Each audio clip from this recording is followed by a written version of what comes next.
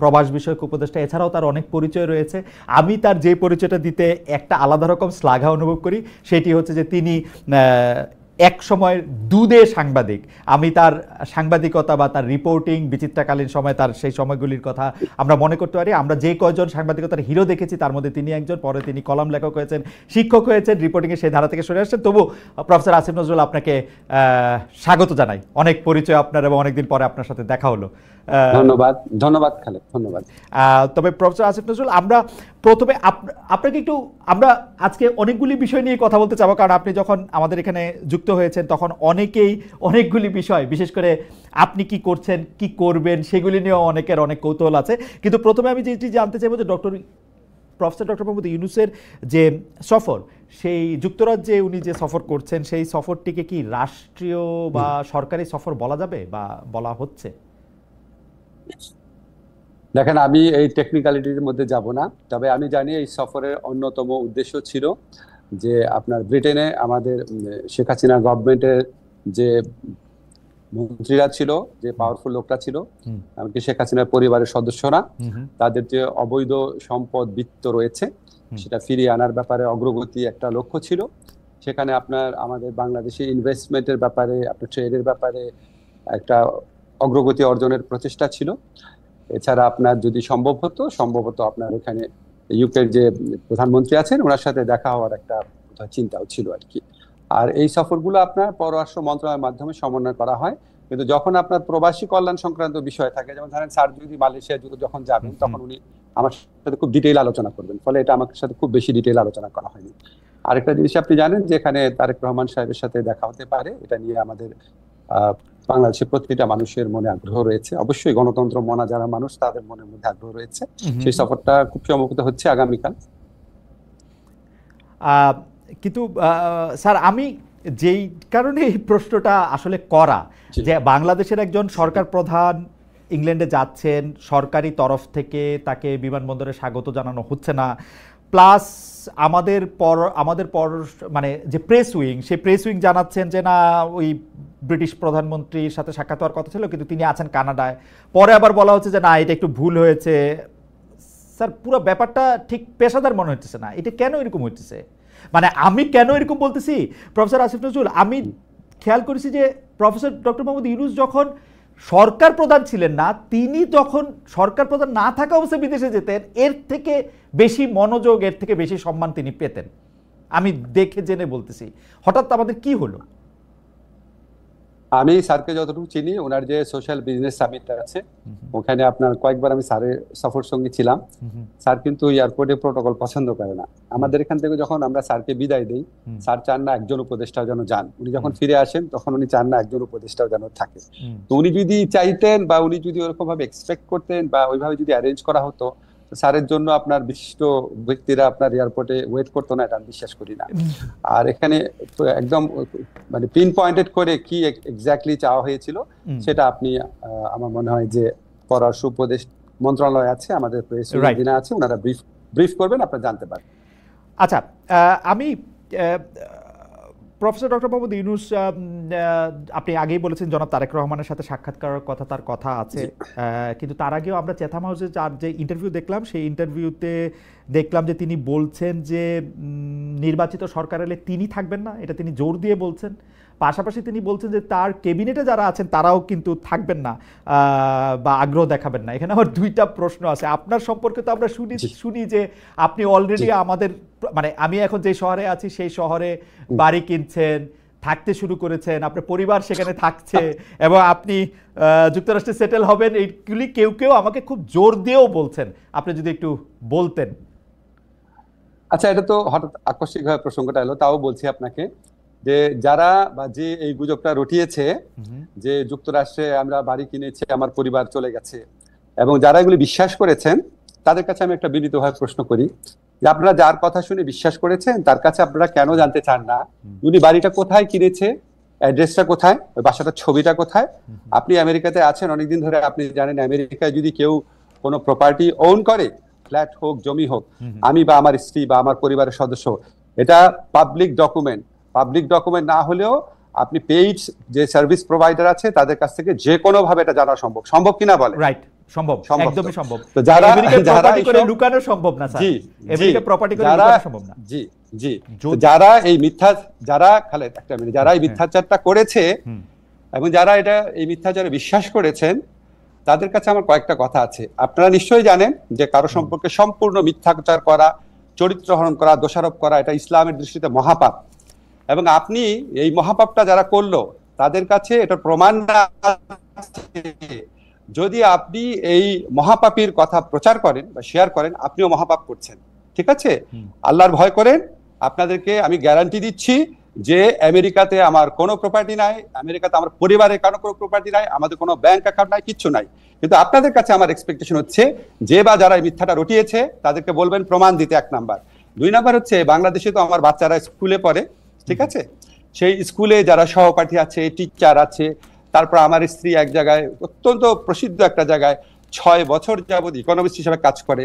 উনি বিভিন্ন ইকোনমিক কনফারেন্সে যান, এখানে কারো না কারো কাছ থেকে তো জানা একটা সোর্স লাগবে, কাউকে না কাউকে বলতে, কারো কাছ থেকে যদি না শুনে, কেউই বললো না, আমার ওয়াইফের কলিগ, আমার বাচ্চার স্কুলের টিচার, আমার কলিগ, আমার প্রতিবেশী, কারো কোনো সূত্র উল্লেখ না করে, বাসার অ্যাড্রেস না দিয়ে, দলিল না দিয়ে, কোনো সাক্ষ্য প্রমাণ ছাড়া একটা মানুষ একটা কথা বলে আপনি এটা বিশ্বাস করলেন? এবং এই যে বিশ্বাস করলেন, দাঁড়ান একটা মিনিট খালেদ, আমাকে বলতে হবে, আপনি যেহেতু প্রসঙ্গ তুললেন, আপনি যে বিশ্বাস করলেন, এখন আপনার দায়িত্ব হচ্ছে যে এই কথাটা রটিয়েছে বা যেই কথাগুলো রটিয়েছে তাদেরকে বলেন যে কোনো একটা প্রমাণ হাজির করার। যদি সে প্রমাণ হাজির করতে না পারে বা তারা যদি প্রমাণ হাজির করতে না পারে, তাহলে তাদের কোনো কথা বিশ্বাস করবেন না। আর যদি আমার বা আমার পরিবারের আমেরিকাতে কোনো property, flat, land, bank account কোনো কিছু পান, তাহলে আমাদের সারা জীবন বিশ্বাস করবেন না। বাংলাদেশে যত অনুসন্ধানী সাংবাদিক আছে, আমেরিকাতে যত অনুসন্ধানী সাংবাদিক আছে, সবার কাছে চ্যালেঞ্জ ছুড়ে দিলাম, এই মিথ্যাবাদী, এর পরিচয়, এর মিথ্যাচারের মুখোশ উন্মোচন করেন। কারণ এগুলি করে তারা সরল মনা মানুষ, তাদেরকে বিভ্রান্ত করে, তাদের দুঃখ দেয়, এবং এগুলি আপনার অনেক বেশি হচ্ছে। এই একটা জিনিস প্রমাণ চান, চ্যালেঞ্জ ছুড়ে দিলাম, প্রমাণ চান। প্রফেসর আসিফ নজরুল কিন্তু অনেক বড় একটি চ্যালেঞ্জ ছুড়ে দিয়েছেন এবং এটা খুব সহজেই এটা প্রমাণ করা সম্ভব, তিনি যদি আসলে কোনো প্রপার্টি কিনে থাকেন। প্রফেসর আসিফ নজরুল, আসলে আমরা অনেকগুলি বিষয় আছে কথা বলতে হবে, আপনাকে আমরা পেয়েছি সেজন্য, আবার একটু দেরিও হয়েছে সেজন্য অনেকগুলি বিষয় নিয়ে কথা বলতে হবে। আমি যেহেতু প্রসঙ্গটা উঠলো, অনেকে বলছে যে আপনি সবার আগে বোধহয় আপনি এই কথাটি তুলেছিলেন যে যারা রাষ্ট্রীয় ক্ষমতায় বা দায়িত্বে থাকে তাদের সম্পদের হিসাব দেওয়া উচিত। আপনি কি আপনার সম্পদের হিসাবও দিবেন কিনা, একবার এই কথাগুলি একটু বলে ফেলা। আরেকটি কথা হচ্ছে যে অনেকে বলছেন যে আপনারা এই সরকারের উপদেষ্টারা নাকি খুব ট্রাভেল হ্যাপি, আপনারা অনেক সফর সঙ্গী নিয়ে বিদেশে যান, বিশেষ করে ডক্টর মোহাম্মদ ইউনূসকে বলা হচ্ছে যে 11 বার তিনি বিদেশে গিয়েছেন। আপনার ক্ষেত্রেও এরকম বলা হয় যে আপনি যেহেতু ডক্টর মোহাম্মদ ইউনূসের খুব ঘনিষ্ঠ, সেহেতু আপনিও এইটার জবাব দিবেন কিনা যে আপনি যে যখন বিদেশে যান তখন বিরাট একটা প্রতিনিধি দল নিয়ে সঙ্গে নিয়ে যান কিনা, এবং সম্পদের হিসাবটা আপনি দিবেন কিনা, খুব সংক্ষেপে দুটো বিষয় একটু বলে দিতেন। হ্যাঁ জি, না আমি আরো বলবো আপনাকে।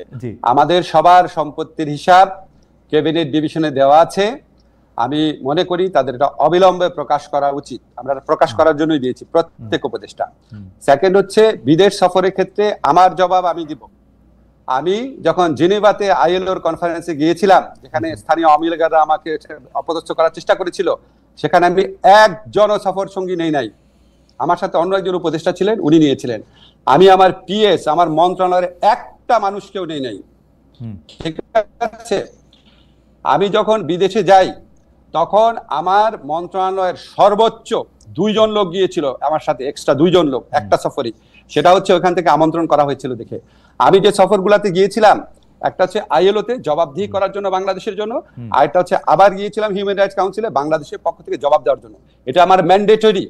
আমি সৌদি আরবে গিয়েছিলাম বাংলাদেশের শ্রম বাজার নিয়ে আলোচনা করার জন্য, আর একটা গিয়েছিলাম তাদের কনফারেন্সে, তাদের অতিথি হয়ে, যেখানে 2 জন সৌদি মন্ত্রী সহ আমাকে স্টেজে তারা অনেক সম্মান করিয়ে করেছে। এবং এটা যেটার কারণে বলে রাখি আপনাকে প্রসঙ্গ, তো সৌদি আরবে 2 বার যাওয়ার কারণে বাংলাদেশের সাথে সৌদি আরবের প্রথম শ্রম বা কর্মসংস্থানের এগ্রিমেন্ট হতে যাচ্ছে, যেটা ইন্ডিয়া পাকিস্তানের সাথেও নাই।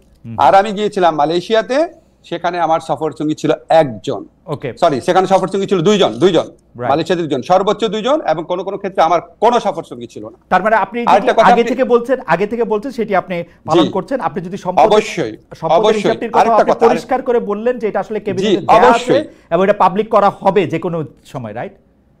অবশ্যই আরেকটা কথা বলি, আরেকটা কথা আমি বলতাম, এখন চট করে মনে করতে পারছি, সেটা হচ্ছে বিদেশি চিকিৎসা নেব না। আমাদের কেউ বিদেশি চিকিৎসা নেয় নাই। আমার ব্যক্তিগত, আমার এবং আমার পরিবার, আমি উপদেষ্টা হওয়ার পর চিকিৎসা নিয়েছি হচ্ছে পিজি হসপিটাল, যেটা এখন বাংলাদেশ হসপিটাল নামে পরিচিত, যেখানে সাধারণ রোগীরা দেখায়, সেভাবে দেখিয়েছি। ইবনে সিনাতে দেখিয়েছি, সারা জীবন যেই হসপিটালে দেখাতাম সেখানেই দেখিয়েছি। কোনোদিন বাইরে যাওয়া তো দূরের কথা, বাইরের ওষুধ পর্যন্ত খাই নাই।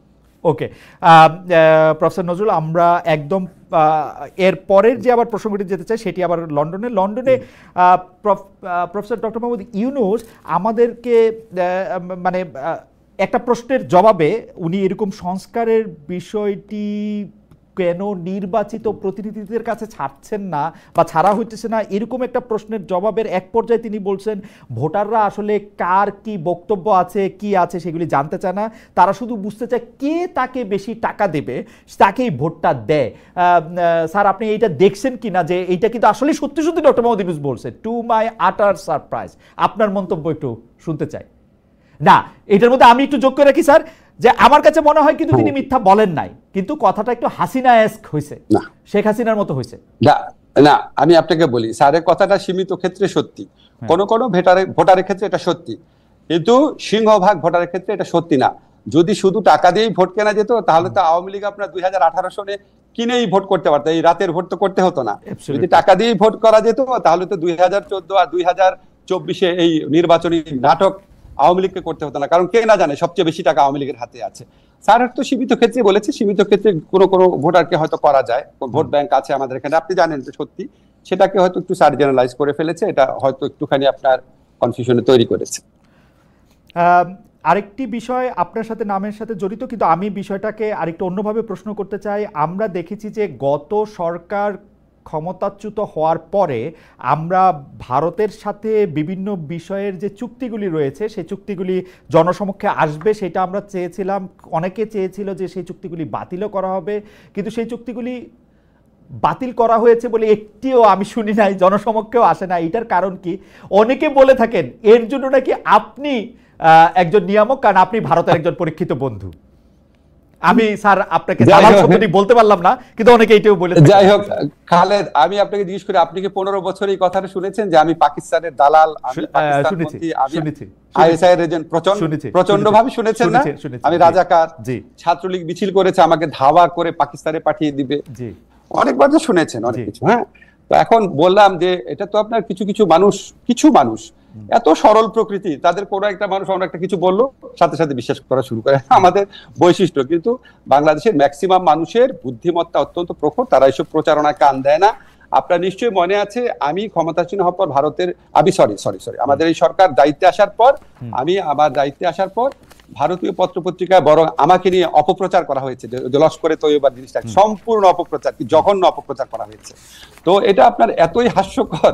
এখন আপনার মাঝে মাঝে আমাকে ধরেন লোকজন বলে কি, ভাই আপনি এগুলি প্রশ্ন উত্তর দেন না কেন? খালেদ, আমাকে একটা সেকেন্ড বলতে দিন। দেখেন, আপনি যখন রাস্তাঘাটে হাঁটবেন, আপনি মাঝে মাঝে কিছু ভিখারিকে দেখেন না, ময়লা হাতে নিয়ে হাঁটে, থুতু মারে লোককে, ময়লা ছুঁড়ে মারে, আপনি কি তাকে কনফ্রন্ট করতে যান নাকি আপনি একটু একটু দূরে দূরে সরে থাকেন?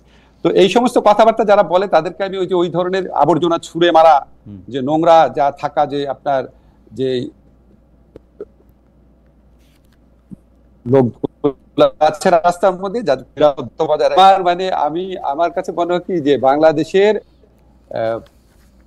হয়তো খুব বেশি হলে আমার যারা ফলোয়ার আছে, ভক্ত আছে, বা আমাকে যারা ভালোবাসেন, তাদের মধ্যে হয়তো 10% মানুষ যারা খুবই সরল মনা, খুব গভীরভাবে চিন্তা করেন না, তারা হয়তো তাদেরকে প্রভাবিত করতে পেরেছে।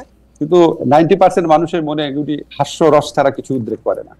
আর ভারতের সাথে চুক্তি, আপনাকে আমি বলি, এটা অবশ্যই প্রকাশ করা উচিত। এখন ধরেন চুক্তিগুলো তো হয় পররাষ্ট্র মন্ত্রণালয়ের মাধ্যমে, ঠিক না? এখন আপনি আপনার প্রোগ্রামে একটু পররাষ্ট্রমন্ত্রীকে বা এই দায়িত্বে যারা আছে তাদেরকে এনে জিজ্ঞেস করলে ভালো হয়। কারণ আমি আপনাকে একটা জিনিস শুধু বলি, আমরা যখন কোনো মিটিং এ বসে, খালেদ, আপনি যখন ডয়েচে ভেলেতে কাজ করতেন, আপনি যখন মিটিং এ বসতেন, আপনি যে মতামতটা দিতেন সেটাই কি ডয়েচে ভেলের মতামত হতো না? ঠিক না?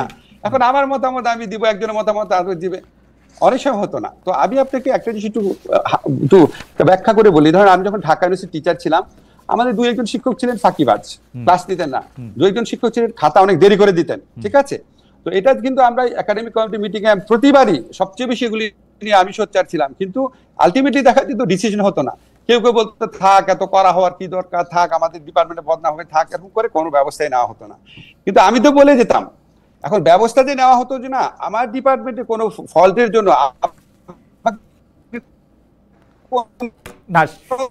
ছাত্র বলে নাই স্যার ওই যে রাজনীতিতে দোষারোপ আমার উপর আসবে কেন, আপনি সরকারকে দোষ দেন অথবা কনসার্ন মিনিস্ট্রিকে জিজ্ঞেস করেন। আপনাকে কোনো, তবে আমার যেটুকু ধারণা, আমি যেটুকু বিশ্বাস করি, এগুলি প্রকাশ করে না, এগুলি এই চুক্তি প্রকাশ করার সময় এখনো চলে যায় নাই।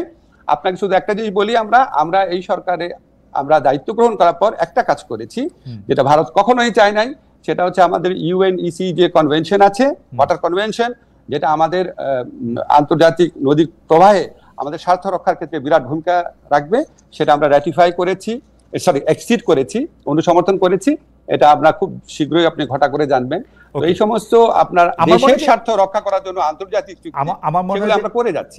আর চুক্তি, আরেকটা কথা শুধু বলি, চুক্তি প্রকাশের সময় এখনো শেষ হয়ে যায় না। অবশ্যই আমি একটু দর্শকদের মনে করে দিতে চাই, যখন আসলে বাংলাদেশে একটা অদ্ভুত অবস্থা ছিল, কেউই আসলে ঠিক মতো কথা বলতে সাহস করতো না, তখন কিন্তু প্রফেসর আসিফ নজরুল, আমি আসলে গত 15 বছরের কথা বলতেছি, প্রফেসর আসিফ নজরুল একদম তার দৃঢ় মানে বুলন্দ আওয়াজে তিনি এগুলি নিয়ে কথা বলেছেন। সেই জন্য আমাদের আশা প্রফেসর আসিফ নজরুলের কাছে অনেক বেশি যে ভারত একচেটিয়াভাবে আপনাকে ট্রান্সশিপমেন্ট বাতিল করে দিচ্ছে, আপনাকে বলছে যে এখানে স্থলবন্দর আমি ব্যবহার করতে দিব না। আমাদের হাতে কি কোনো কার্ড নাই যেটা আমি পাল্টা করতে পারি? আমি পররাষ্ট্র উপদেষ্টার কাছে কাছাকাছি প্রশ্ন করেছিলাম প্রেস সচিবের কাছেও, তারা বলেছেন তারা নাকি কোনো রিটালিয়েশনে বিশ্বাস করে না। প্রেস সচিব, এটা রিটালিয়েশনের কি হইল? মানে ঘটনা হচ্ছে ভারত একচেটিয়াভাবে এগুলি, স্যার আমি আপনার এতদিন ধরে চিনি বলে আমার কাছে মনে হয় যে আপনি এগুলি কেমনে সহ্য করেন, বা আপনি কেন এগুলি কিছু বলেন না, বা আসলেই কি আমাদের হাতে কিছু নাই? Very good question. এখন ধরেন এখন ধরেন আমি আপনাকে বলি, খালেদ আপনি আমাকে দুইটা প্রশ্ন করছেন, আমাকে একটু টাইম দিবেন বলা যে আপনি এটা কিভাবে সহ্য করেন এবং আপনি কেন বলেন না। আচ্ছা, আমার ল ডিপার্টমেন্টে যেই শিক্ষক ক্লাস নিত না, বা আমার ল ডিপার্টমেন্টে যেই শিক্ষকের একজন দুজন শিক্ষকের কারণে রেজাল্ট পাবলিশ করতে 2-3 মাস দেরি হয়ে যেত, আমার ডিপার্টমেন্টে যেই শিক্ষক ছাত্রদেরকে 0 নাম্বার এবং মাইনাস নাম্বার দিত, আপনার কি মনে হয় আমি এটা সহ্য করতাম? আমি তো প্রত্যেক একাডেমিক কমিটির মিটিং এ বলতাম। তা আপনার কেন মনে হয় না একই রকম সিচুয়েশন এখানেও আছে? আমাদের তো প্রফেসর ইউনুস আছেন, প্রফেসর ইউনুস কেমনে এটা না করবেন? মানে আমি আপনার সাথে আমার যে পরিচয় বা আলাপ আছে, হয়তো ডক্টর মোহাম্মদ ইউনুসের সাথে অত আলাপ পরিচয় ঘনিষ্ঠতা নাই, কিন্তু আমি তো উনারে জানি, তো উনারও তো এটাতে নিয়ে মানে নিজে এটা করা উচিত। এবং দেখেন স্যার, আপনার সাথে আমি যখন কথা বলতেছি, অসংখ্য লোক আমাদেরকে বলতেছেন যে 26 লক্ষ ভারতীয়, যদিও এটার কথা আপনি আগে বলছেন, কিন্তু আসলেই তো কোনো চেঞ্জ হয় নাই। মানে হাসিনা সরকার আর ইউনুস সরকারের কি তফাৎ ভারতের ইয়াতে? এটা আমি একটু আপনাকে বলি, এটা তো আমার ক্ষেত্রে কথা, স্যারের ক্ষেত্রে স্যার অনেক বড় প্রেক্ষিত থেকে জিনিসটা দেখে, আমি তো অত বড় প্রেক্ষিত থেকে দেখতে পারি না, ফলে আমার পক্ষে অ্যাপ্রোপ্রিয়েট আনসার করা সম্ভব না ভারতের ব্যাপারে, ভূমিকার ব্যাপারে। যত বৈদেশিক সম্পর্কের যে ব্যাপার আছে সেটার সাথে কোনোভাবেই আমি ইনভলভ না। বৈদেশিক সম্পর্ক দেখে আমাদের পররাষ্ট্র উপদেষ্টা আছে, আমাদের ওই যে আমাদের হাই রিপ্রেজেন্টেটিভ খলিল সাহেব আছে, দেখে আমাদের স্যার দেখে। আপনার মনে হয় কি আপনি খালি ধরেন ডয়েটসে ভেলেতে একটা জিনিস প্রচার হইলো কেন, তখন আপনি যদি কেউ জিজ্ঞেস করতো আপনার কাছে মনে হতো ডয়েটসে ভেলের জার্মান ভার্সনে কি প্রচার হয়েছে আমি কি জানি। তো আমার কাছে এরকম অবস্থা, আপনি উনাদেরকে জিজ্ঞেস করেন, এবং আমার ধারণা উনাদের আরো অনেক অনেক বড় প্রেক্ষিত থেকে দেখে অ্যাপ্রোপ্রিয়েট সময় অ্যাপ্রোপ্রিয়েট ব্যবস্থা নেবেন। এখন আপনি বলেন, ধরেন আমাকে অনেকেই বলে যে 26 লক্ষ ভারতীয় ব্যাপারটা, তো 26 লক্ষ ভারতীয় ব্যাপারটা যদি বলে থাকি তাহলে এটা অত্যন্ত ভারত বিরোধী কথা। তো একই সাথে 26 লক্ষ ভারতীয় বললেন, এটা এত বড় একটা কথা বললেন আপনি, আবার বলে ভারতের দালাল, কোনো কিছু ঠিক নাই। 26 লক্ষ ভারতের ব্যাপারে ভাই একটা কথা ব্যাখ্যা করি, আমরা যখন 15 বছর অ্যাক্টিভিজম করতাম, অনেক জায়গায় অনেক ভাষণ দিতাম, অনেক বক্তব্য দিতাম, যখন আমরা বক্তব্য দিতাম প্রত্যেকটা কথা অ্যাকিউরেট হতো না। এখানে আমি সিপিডির একটা রিসার্চ পেয়েছিলাম, আমি এটা আগের অনুষ্ঠানে ডিটেইল বলেছে 5 লক্ষ, সিপিডি বলেছে 5 লক্ষ, আরেকটা বলছে এর চেয়ে অনেক বেশি হতে পারে। এখন ধরেন আমার যদি অ্যাকচুয়াল ফিগারের চেয়েও ইম্পর্টেন্ট ব্যাপার ছিল ব্যাপক সংখ্যায় রয়েছে। এখন আপনি আমাকে বলেন, সিপিডির মতো একটা প্রতিষ্ঠান যেটা দেবপ্রিয়দা পরিচালনা করে, সিপিডির মতো প্রতিষ্ঠান যদি 5 লক্ষ বলে, আমার মাথায় তো এটাই গেঁথে আছে যে লক্ষ অনেক লোক কাজ করে। এখন ওইখানে বলতে গিয়ে হ্যাঁ হতে পারে যে 26 লক্ষের মধ্যে এক্সাজারেশন আছে, কিন্তু বিপুল সংখ্যক তো ছিল। এখন বিপুল সংখ্যক ভারতীয় আপনার যারা চাকরি করতো তারা 5 অগাস্ট থেকে 8 অগাস্টের মধ্যে চলে যায় নাই, এটা আপনাদেরকে কে বললো? ওকে, ওই সিচুয়েশন দেখে যদি আওয়ামী লীগের, একটা সেকেন্ড ভাই, জি, আওয়ামী লীগের যদি হাজার হাজার লোক চলে যেতে পারে, তো ভারতীয় লোক চলে যাওয়ার কথা না। সেটা তো আপনার কনসার্ন যারা মিনিস্ট্রি আছে, অথরিটি আছে, তাদেরকে আমি তাগিদও দিয়েছি, বিদাকে বলেছি। আমার মনে হয় যে এই ব্যাপারটা আপনি আসলে বলেছেন, পরিষ্কার করেছেন, এবং চলে যেতে পারে সেই সংখ্যা। তারা আবার যেহেতু আপনি যখন বলেছিলেন যে ভারতীয় একটা বিপুল সংখ্যায় কাজ করতে পারে, এবং সিপিটির উদাহরণটা দিয়েই আপনি বলেছিলেন, এবং জনাব তৌহিদ হোসেন যিনি আজকে পররাষ্ট্র উপদেষ্টা, তিনিও কাছাকাছি একটি কথা বলেছিলেন, এবং সেইটার ব্যাখ্যা নানা রকম হতে পারে। যেহেতু তারা কি বলে নিবন্ধিত উপায়ে কাজ করতেন না, তাদের আসলে চলে যাওয়াটা অনেক বেশি সহজ, মানে ফ্লাইট ধরে, বাস ধরে, ট্রেন ধরে চলে গেলেই হলো। আমাকে একটু বলতে দেন প্লিজ, এটা জরুরি খুব ইনফরমেশন। ধরেন আমাদের এখানে যারা ভারতীয়রা কাজ করতো, এটা আমরা ইনভেস্টিগেট করে জেনেছি, ওনাদের ওয়ার্ক পারমিট ছিল না। এটা কিভাবে সম্ভব হয়েছিল? এটা হাসিনা সরকার একটা ব্যবস্থা করেছিল, যখন একটা কোম্পানি কাজ পেত, ধরেন ভারতীয় একটা কোম্পানি একটা প্রকল্প পেল, ভারতীয় কোম্পানি যখন প্রকল্পটা পাবে, প্রকল্পের যারা স্টাফ ছিল তাদের জন্য কোনো ওয়ার্ক পারমিট লাগতো না। এটা আপনার খবর নিয়ে দেখেন, এটা আমি এই ইনভেস্টিগেট করে জেনেছি এটা কেন। ফলে আপনি ডকুমেন্টেড পাবেন না। এখন আপনার ধরেন ভারতীয় প্রকল্পে কাজ করছে হাজার হাজার লোক, 5 অগাস্ট থেকে 8 অগাস্টের সিচুয়েশন দেখে, যেখানে আওয়ামী লীগের প্রায় আপনার 10-20 হাজার লোক পালিয়ে গেছে, তো তারা ওখানে বসে থাকবে? ওকে, ঠিক আছে। এটা নিয়ে নিশ্চয়ই ভবিষ্যতে যখন আপনারা আরো জানবেন, তখন নিশ্চয়ই আমরা আরো পরিষ্কার একটা ছবি পাবো। কিন্তু প্রফেসর আসিফ নজরুল, আমি আপনার কাছ থেকে, যেহেতু সাংবাদিকতার 2-1টা পাঠও আপনার কাছ থেকে আমার মানে প্রতি সময়ই নিতে হয়, সেজন্য একটু সাংবাদিকতার জায়গা থেকে, বাংলাদেশে তো ডিজিএফআই কেন্দ্রিক আইনগুলি চেঞ্জ তো হয় নাই। মানে কেন আমি এই প্রশ্নটা করতেছি, ডিজিএফআই, এসবি এগুলি তো সরকার প্রধানের কাছেই আসে, এখনো সেনা প্রধানের কাছে তো না। মানে ডিজিএফআই তো আপনার না, সরকার প্রধানকে রিপোর্ট করে। ডিজিএফআই তো না, সরকার প্রধানকে রিপোর্ট করে, সেনা প্রধানের কাছে রিপোর্ট করে না। রাইট। এখন আপনি ধরেন, আমি আপনাকে একটু বলি, আপনি যেহেতু বলেছেন শুনে, আমাদের যে বিভিন্ন সংস্কার কমিশনের প্রস্তাব এসেছিল, ওই প্রস্তাবগুলো আমরা ভাগ করে এই কাজটা আমি এবং আরো কয়েকজন মিলে করেছি। যে মিনিস্ট্রির কাজ সেই মিনিস্ট্রিকে দেওয়া হয়ে গেছে। আমার মিনিস্ট্রিতে যে কাজ আসছে, যেটা আইন মন্ত্রণালয়ের অধিভুক্ত বিষয়, সেই আইন মন্ত্রণালয়ের অধিভুক্ত বিষয় এবং এমনকি অন্যান্য মন্ত্রণালয়ের অধিভুক্ত বিষয়, সেটাও কয়েকটা কাজ আমরা করে দিয়েছি। যেমন নারী ও শিশু নির্যাতন দমন আইনের অ্যামেন্ডমেন্ট, সেরকম আমরা 7টা মেজর অ্যামেন্ডমেন্ট করেছি, 7টা। আরো ধরেন 4-5টা আগামী 1 মাসের মধ্যে হবে। একটা মিনিট দাঁড়ান।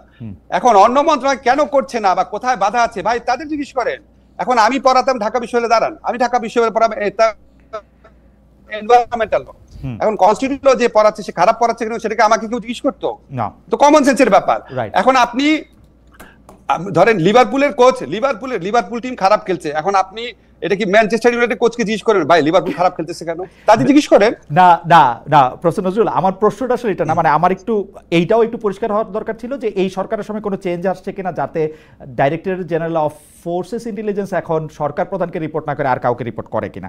সেইটা রিপোর্ট করলে আমার একদম সরাসরি প্রশ্ন, প্রফেসর আসিফ নজরুল, কোনোভাবে কি সরকার প্রধানকে না জানিয়ে সাবেক রাষ্ট্রপতি জনাব আব্দুল হামিদের বিদেশে যাওয়া সম্ভব?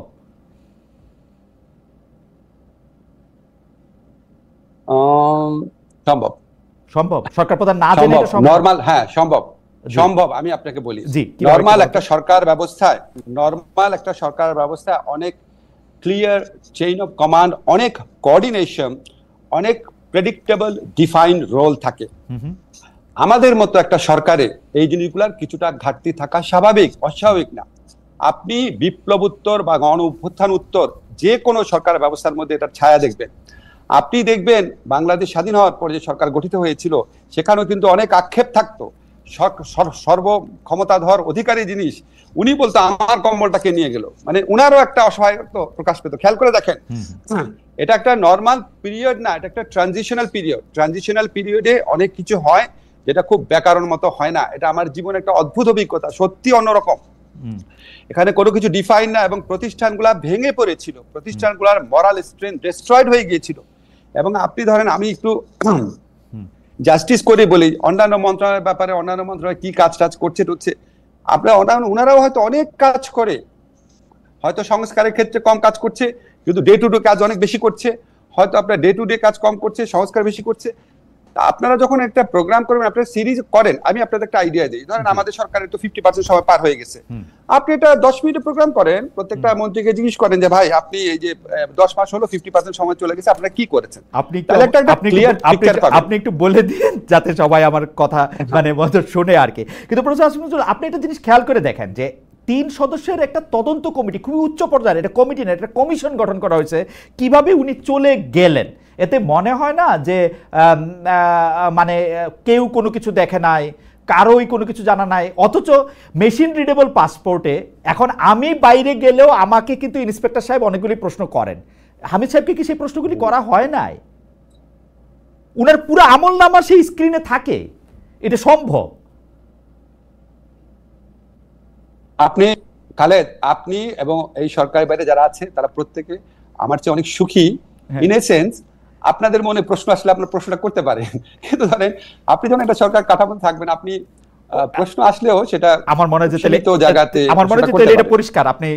আপনি যেহেতু তাহলে আমি আপনার বিষয়ে প্রশ্নটা একটু করি। প্রফেসর আসিফ নজরুল, ইশরাক হোসেন মেয়র পদে নিয়োগ পাবেন কি পাবেন না সেটা নিয়ে একটা জটিলতার পর্যায়ে আমাদেরকে স্থানীয় সরকার বিষয়ক যিনি উপদেষ্টা আছেন আসিফ মাহমুদ সজীব ভুঁইয়া, তিনি আমাদেরকে জানালেন যে এটা আমরা আইন মন্ত্রণালয়ের মতামত দিয়ে জানতে চেয়েছি, আইন উপদেষ্টা বাইরে আছেন, সেই জন্য আমরা কিছু জানাতে পারছি না বা সেটা হচ্ছে না। এই করতে করতে তারিখ পেরিয়ে গেল, এক ধরনের জটিলতা তৈরি হলো।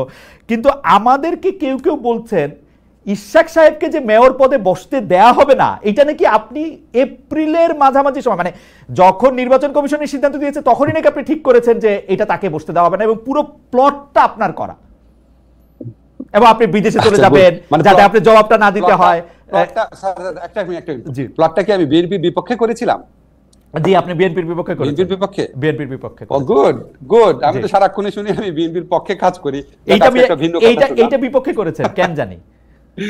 আচ্ছা শোনেন, আমি আপনারে ভেরি ক্লিয়ারলি বলি, জি আমার কনসিয়েন্সের কাছে আমি 100% ক্লিয়ার।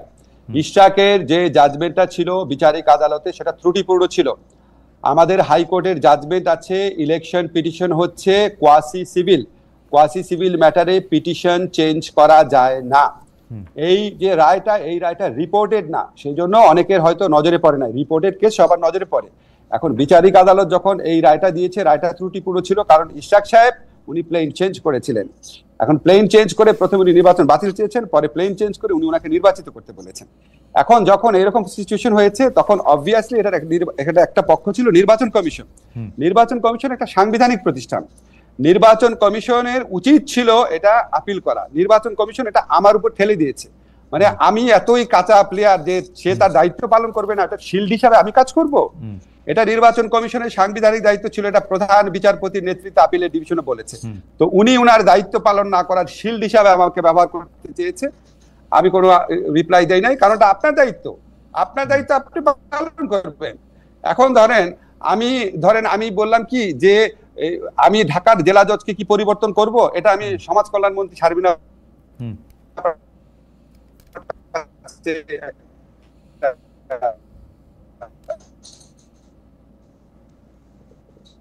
মতামত ছিল, আপনারা মানে আমাকে শিল্ড করে আমি ওয়েট করেছি স্যার ফিরে আসুক, 10 কার্য দিবস তখনো শেষ হয় না। আপনি মনে রাখবেন লতে 10 দিন মানে 10 কার্য দিবস। স্যার যেদিন আসবে স্যারের সাথে একটু কথা বলবো, পরামর্শ করবো এই সমস্ত ব্যাপারে। যেদিন আসবে স্যার ঠিক তার আগের দিন ওনারা আপনার গেজেট নোটিফিকেশন করে ফেলেছে। কোন রকম বদমতলব বাজে মতলব আমার নাই। আমি আপনাকে বলে রাখি, বাংলাদেশে কোনো মানুষ বিশ্বাস করবে না যে আমি বিএনপির শত্রু। আমি মনে করি ইশরাক যে জাজমেন্টটা আসছে এটা ইশরাকের দোষ না, জাজমেন্টটা আসছে এটা আমাদের ফ্লজ একটা জাজমেন্ট ছিল। এখানে ইলেকশন কমিশন যদি প্রপারলি আপিল করতো, আপিলের ডিভিশন যেহেতু হাইকোর্টেরই রায়, নিশ্চয়ই হাইকোর্টের নজরে আসতো, তখন আপনার এই কেওটিক অবস্থাটা তৈরি হতো না। এই কেওটিক অবস্থাটা তৈরি হয়েছে যদি নির্বাচন কমিশন আপনার সাথে সাথে আপিল করতো। আপনি তো জানেন সরকার, আপনি সাংবাদিক, সরকারি যে কোনো নির্বাচনে মানে মামলায় হারলেই আপিল করে, সেটা নর্মালি আপিল করে। আপিল করলে এই সিচুয়েশনটা হতো না। এখানে কোন রকম বদমতলব, কোনো পক্ষপাতিত্ব কিছু নাই। আমি অ্যাকর্ডিং টু ল সেটা আমি করতে চেয়েছি। দুইটা মানে আমি আমি আমি আমি আইনের ওই জায়গায় যেতে চাই না, কারণ দুই রকম ভাবেই এটার ব্যাখ্যা দেওয়া হয়েছে। কেউ একজন বলছেন যে নির্বাচন কমিশনটাই তো আলাদা, সুতরাং নির্বাচন কমিশন তো এই রায়ে খুশি। ওরা তো আগের নির্বাচন কমিশনের মানে যে ভুল বা জনাব তাপসের পক্ষে গিয়ে তো আর তারা আপিল করবে না, এটা কেউ কেউ বলছে। আমি একটু প্রশ্নটা করি। আমার প্রশ্নটা হচ্ছে যে এইটা চট্টগ্রামের মেয়র ডক্টর শাহাদাতের থেকে কি জন্য আলাদা বিষয়টা, মানে ডক্টর শাহাদাতের কেস আর ইশরাক সাহেবের কেস কেন আলাদা প্রফেসর আসিফ নজরুল? আমি বলি, ইশরাক প্রথম যেটা চেয়েছিল সেটা হচ্ছে নির্বাচনের ফলাফল বাতিল করা। তো ফলাফল বাতিল করলে এটা তাপসের পক্ষে যেত কিভাবে? এটা তো অ্যাবসার্ড কথা। সেকেন্ড কথাটা হচ্ছে শাহাদত সাহেবের সেটাই আমাদের ভুল ছিল সরকারের। তখন আমাদের স্থানীয় সরকার মন্ত্রী ছিলেন প্রয়াত হাসান আরিফ। উনি আমাদের এখানে, আমরা তখন মাত্র দায়িত্বে এসেছি, আমরা খুব বেশি কনসালটেশন হওয়ার আগে উনি প্রধানত নিজের উদ্যোগে শপথ পড়িয়ে দিয়েছেন। আর শাহাদত সাহেবের যেটা ছিল, আমি শাহাদত সাহেবের কেসটা দেখি নাই, সম্ভবত উনি প্লেন চেঞ্জ করেন নাই, ওইটা আমাদের একটা মিস্টেক ছিল। এখন ধরেন একটা মিস্টেক হয়ে গেছে, সেই মিস্টেকটার কারণে আমার নজরে যখন আসছে, যখন আমার কাছে মতামত চাওয়া হয়েছে এবং যখন এটা নিয়ে লেখালেখি হচ্ছে, যখন এই জিনিসটা ক্লিয়ার হয়েছে এবং যখন এটা নিয়ে এত বেশি শোরগোল হচ্ছে, আমি অ্যাটর্নি জেনারেল অফিসের মাধ্যমে, আমি আমার যারা কনসার্ন লিগ্যাল অ্যাডভাইস করেন, যারা আমার ল মিনিস্ট্রির মাধ্যমে, আমি যখন 100% কনভিন্সড হয়েছি যে না, প্লেন চেঞ্জ করা যায় না, এবং ইলেকশন কমিশন যখন আমার কাছে জানতে চেয়েছে, তখন তো আমাকে আরো ভালো করে দেখতে হয়েছে। ওই সময় তো ইলেকশন কমিশন আমার কাছে জানতে চায় নাই না, মানে এক যাত্রায় পৃথক ফল। এবং আমরা দেখতে পাচ্ছি যে জনাব আসিফ মোহাম্মদ সজীব ভুঁইয়া তার পছন্দ মতো প্রশাসক নিয়োগ দিয়ে দিচ্ছেন, এইটা আবার 2 দিনের জন্য একটা মেয়রের ব্যাপারে তিনি এরকম বাধা দিচ্ছেন, পুরো রাষ্ট্র কাঠামোর জন্য ব্যবহার করা হইতেছে। এটা একটু আমি একটু আপনাকে বলি, জি, আমি যদি আপনাকে এভাবে বলি, হাসান আরিফ স্যার যে ভুলটা করেছেন যে কোনো কারণে, আসিফ সেই ভুলটা করতে চায় নাই, এটাও তো এইভাবে ইন্টারপ্রেট করা যেতে পারে। আর সমস্যাটা দেখেন, আপনাকে আমি বলি, যখন ইশরাকের এই প্রোগ্রামগুলো চলছে, তাকে মেয়র ঘোষণা করতেই হবে, এবং শোনা যাচ্ছে যে আমরা তাকে, যখন ইলেকশন কমিশন তাকে আপনার গেজেট নোটিফিকেশন করে দিল, তখন আমার অফিসে একদিন নুরুল হক নূর এসেছিল। নূর আমাকে বলতেছে, নাম ধরে ধরে বলতেছি, যে আমাদের একটা ইসলামিক রাজনৈতিক দল, তারা 6000 লোকের লিস্ট করেছে, কাউন্সিলর এরকম সহ, এবং তারা নূরকে বলছে, স্যার এরা তো বলছে যে বিএনপি দিয়ে দিচ্ছে, আমাদেরও দিয়ে দিবে। সারা দেশে যত কাউন্সিলর আছে, ইউনিয়ন পরিষদ মেম্বার আছে, কমিশনার আছে, সবাই মিলে তখন পাগল হয়ে গেছে আপনার, যে সবাই ইলেকটেড ঘোষণা করতে হবে। তাহলে আপনি সেন্ট্রাল থিম হচ্ছে, আমরা শেখ হাসিনা যে ইলেকশন, পৃথিবীর ইতিহাসে জঘন্যতম ইলেকশন, এই জঘন্যতম ইলেকশনে ইলেকটেড লোকগুলোকে সারা বাংলাদেশে ইলেকটেড ঘোষণা করবো, এটা একটা এথিক্যাল পয়েন্ট। এবং এই এথিক্যাল পয়েন্টে আমি আপনাকে বলি, এথিক্যাল পয়েন্টে আমি স্ট্রংলি বলেছি এটা সম্ভব না, এটা আদালতের এই রায় ফলটি এটার বিরুদ্ধে আপিল করতে হবে, এটা তাদের দায়িত্ব ছিল। এবং সেখানে আমার মধ্যে কোনো বায়াসনেস নাই। বিএনপি 10টা ভালো কাজ করলে 10টা ভালো কাজ আমি সমর্থন করব, কিন্তু যেই কাজটা আমার মনে হয়েছে তারা ভুল করছে বা আমাদের বিচার ব্যবস্থার ভুলের কারণে তারা এই দিকে আপনার ইনফ্লুয়েন্স হলে ভোট করেছে, সেটা আমাকে কারেক্ট করতে হবে আমার যখন সুযোগ থাকবে। ওকে, আমার মনে হয় যে এই বিষয়টা নিয়ে আপনি যেটাকে জনাব মরহুম হাসান আরিফ সাহেবের ভুল এবং জনাব আসিফ মোহাম্মদ সজীব ভুঁইয়ার ভুল না করার ইচ্ছা, 6000 নতুন কাউন্সিলরের মানে তাদেরকেও আসলে ইলেক্টেড করার জায়গাটা তৈরি হইতেছে কিনা, সেইটা একটা দল থেকে এটা নিশ্চয়ই দর্শকরা, আমরা নিশ্চয়ই দেখবো এটার মধ্যে আর কি হয়। কিন্তু আমি আপনাকে আরেকটা প্রসঙ্গে যেতে চাই প্রফেসর আসিফ নজরুল, সেটা হচ্ছে দেখেন খালেদ, আমি আপনাকে একটা কথা প্রসঙ্গ করে বলে রাখি। দেখেন, আমি এই 15 বছরে বিএনপি এই ফ্যাসিস্ট শেখ হাসিনা বিরোধী আন্দোলনে যে অসীম আত্মত্যাগ করেছে, যে কঠিন আপনার মানে কত লোক তাদের মারা গেছে, কত লোক সর্বশান্ত হয়েছে, কত লোক আহত হয়েছে, কত লোক গুম হয়েছে, এই পুরা কস্টার প্রতি 15টা বছর আমি কি পরিমাণ সিম্প্যাথেটিক ছিলেন আপনি জানেন। আমি যখন বেগম খালেদা জিয়া যখন ওনাকে বাইরে পাঠাচ্ছে না, বিবৃতি দেখেছি, বাংলাদেশের প্রতিনিধিত আসা অনেক মানুষ আমার সাথে যে খারাপ ব্যবহার করেছে আপনি বিশ্বাস করতে পারবেন না। প্রসঙ্গ করে বলে রাখি, ডক্টর ইউনূসের পক্ষেও যখন বিবৃতি নিতে গেছি, আমাকে এই সমস্ত বহু কিছুর মধ্যে যেতে হয়েছে, সবকিছু তো ইমেইলে আছে। আমি যখন আরো 10-15 বছর পর জীবনে লিখবো, আপনারা অবাক হয়ে যাবেন। তা আমি যে এই দলটার প্রতি এত সিম্প্যাথেটিক মানে কি, আমি ওনাদেরও তো ভুল হওয়া সম্ভব, ওনারা 10টা কাজ ভুল করে একটা তো ভুল হতে পারে, যে ভুলটা আমি বলবো না। তো আমি তো ভাই না, সেটা মনে আমার ঈমান থেকে আমি বলেছি বিএনপির এই সিদ্ধান্তটা ভুল ছিল। সেটা দুই পক্ষেই আছে প্রফেসর আসিফ নজরুল। আমার মনে আছে যে আমি বন শহরে থাকতাম, প্রফেসর ইউনূস ভিসবাদেন বলে একটি শহরে বেড়াতে এসেছিলেন, তিনি আমাকে খুব আদর করে চা কফি খাইয়ে দুটি লাইন তার সাথে কথা বলে, মানে সামনে ক্যামেরার সামনে কথা বলে, ক্যামেরার আড়ালে অনেকক্ষণ কথা বলে। দেশের আসার পরও তিনি অনেক কথা বলেছিলেন আমার সঙ্গে, কিন্তু এখন আর তিনি আমার সঙ্গে কথা বলতে চান না। আসলে ব্যাপারটা এরকম যে আমরাও আসলে দূরে সরে গেছি বা শত্রুতে পরিণত হয়েছি। সেইটার জায়গা থেকেই আপনাকে প্রশ্ন করতে চাই প্রফেসর আসিফ নজরুল, যে অন্তর্বর্তীকালীন সরকারের সময় না শুধু আপনি সারা জীবন মত প্রকাশে, আপনি স্যারের সাথে কথা বলার চেষ্টা করেছেন অসংখ্যবার। উনি নিউ ইয়র্ক এসেছেন, নিউ ইয়র্কে কথা বলতে চেষ্টা করছি, তারপর হচ্ছে ঢাকায় গিয়ে কথা বলতে চাইছি, এইখানে কথা বলতে চাইছি অসংখ্যবার। উনি আমার বাদে সবার ইন্টারভিউ দিচ্ছেন। যাই হোক, হাওয়েভার এটা উনার ইচ্ছা।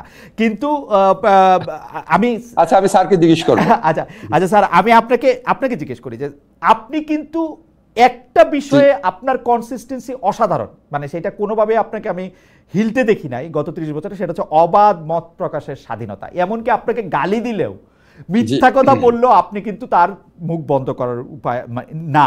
কিন্তু আমরা কিন্তু এই যে দেখতেছি যে একজন ইউটিউবার গুম হয়েছে কিনা এই আলোচনার মধ্যে জানা গেল তিনি 2 মাস ধরে গ্রেপ্তার।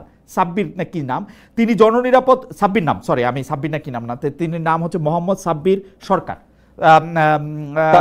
তিনি জননিরাপত্তা আইন ও সন্ত্রাস বিরোধী আইনের মামলায় অভিযুক্ত। বিগত আমলে প্রণীত এইসব আইন দিয়ে একটা ইউটিউবারে প্রফেসর নজরুল, মানে আমার আর কিছু বলার নাই। মানে আপনি, মানে আমার খালি মনে হয় যে আপনি কিভাবে এগুলি মানে সহ্য করেন, বা মানে এটা কেমনে এটা সম্ভব আপনারা থাকতে। আমি আপনাকে খালেদ বলি, একটা কথা হচ্ছে কি, আমাদের এই আমলে মত প্রকাশের যে স্বাধীনতা আছে, আপনি বিশ্বাস করেন, আমি অনেস্টলি বলি, বাংলাদেশে কোনো আমল এটা ছিল না। আপনি শুধু আমার ক্ষেত্রে দেখেন, আমার ক্ষেত্রে কত মিথ্যাচার, কত জঘন্য চরিত্র হননকারী কথা। বাংলাদেশের প্রচলিত যতগুলো আইন আছে, পেনাল কোড বলেন, সন্ত্রাস দমন আইন বলেন, ডিজিটাল সিকিউরিটি অ্যাক্ট, মানে কতগুলো আইনে মানে অপরাধযোগ্য ভাবে আমার সম্পর্কে চরিত্রহানি মিথ্যা কথা, আমার নিরাপত্তা বিঘ্নিত করার মতো পরিস্থিতি সৃষ্টি করা হয়েছে। এর জন্য কি কেউ মামলা করেছে? আমাদের ইউনূস স্যারের বিরুদ্ধে করা হয়েছে, রেজওয়ানার বিরুদ্ধে করা হয়েছে, আমাদের সালাউদ্দিন স্যারের বিরুদ্ধে করা হয়েছে, কত উপদেষ্টার বিরুদ্ধে করা হয়েছে। এটার জন্য কি আমরা সরকার থেকে কোনো মামলা করেছি? আমরা করি নাই। এখন ধরেন জননিরাপত্তা প্রশ্নে যখন স্বরাষ্ট্র মন্ত্রণালয় এই জননিরাপত্তা নিয়ে ডিল করে, আমি আপনাকে অনেস্টলি বলি, বাংলাদেশে এই মুহূর্তে সবচেয়ে কঠিন হচ্ছে স্বরাষ্ট্র মন্ত্রণালয় চালানো। আপনি জানেন, আমরা একটা ভঙ্গুর, একটা মানসিক শক্তির পুলিশ, ভঙ্গুর একটা ইনস্টিটিউশনে তাদেরকে কাজ করতে হচ্ছে। এই পুলিশের মধ্যে হয়তো 30 জনের অন্তরে এখনো বাকশাল, এই মধ্যে হয়তো 30 জন বিএনপি তারা ভাবে তারা বঞ্চিত, 20 জন হয়তো জামাত সেভাবে সে বঞ্চিত, এবং তাদের সে মরাল স্ট্রেংথ নাই। এগুলি সমস্ত কিছু নিয়ে জননিরাপত্তার প্রশ্ন এত বেশি প্রবলেম হয়ে যায়, মব কালচার এত বৃদ্ধি পেয়েছে, মানুষের মধ্যে তার স্বাধীনতা প্রকাশ শুধু না, স্বাধীনতা মানে স্বাধীনতা দিয়ে অন্যের স্বাধীনতাকে খর্বকরণের প্রক্রিয়া বিভিন্ন গোষ্ঠীর মধ্যে এত বেশি বৃদ্ধি পেয়েছে, এত অ্যানার্কিস্ট গ্রুপ জন্ম নিয়েছে, এবং এদের বিরুদ্ধে ব্যবস্থা নেওয়া এত স্পর্শকাতর বিষয়ে পরিণত হয়েছে। এখানে সবকিছু ঠিক মতো করা যায় না। আর আপনি যেটা বলছেন আমার আত্মদহনের প্রশ্ন, যখন আপনি সরকারে থাকবেন তখন আপনার আত্মদহন প্রকাশ করতে হবে আপনার কলিগদের মধ্যে, আপনি তো তখন পাবলিকলি করতে পারবেন না। কাজে পাবলিকলি করা হয় না দেখে আমাদের, আমি বা অন্য উপদেষ্টা না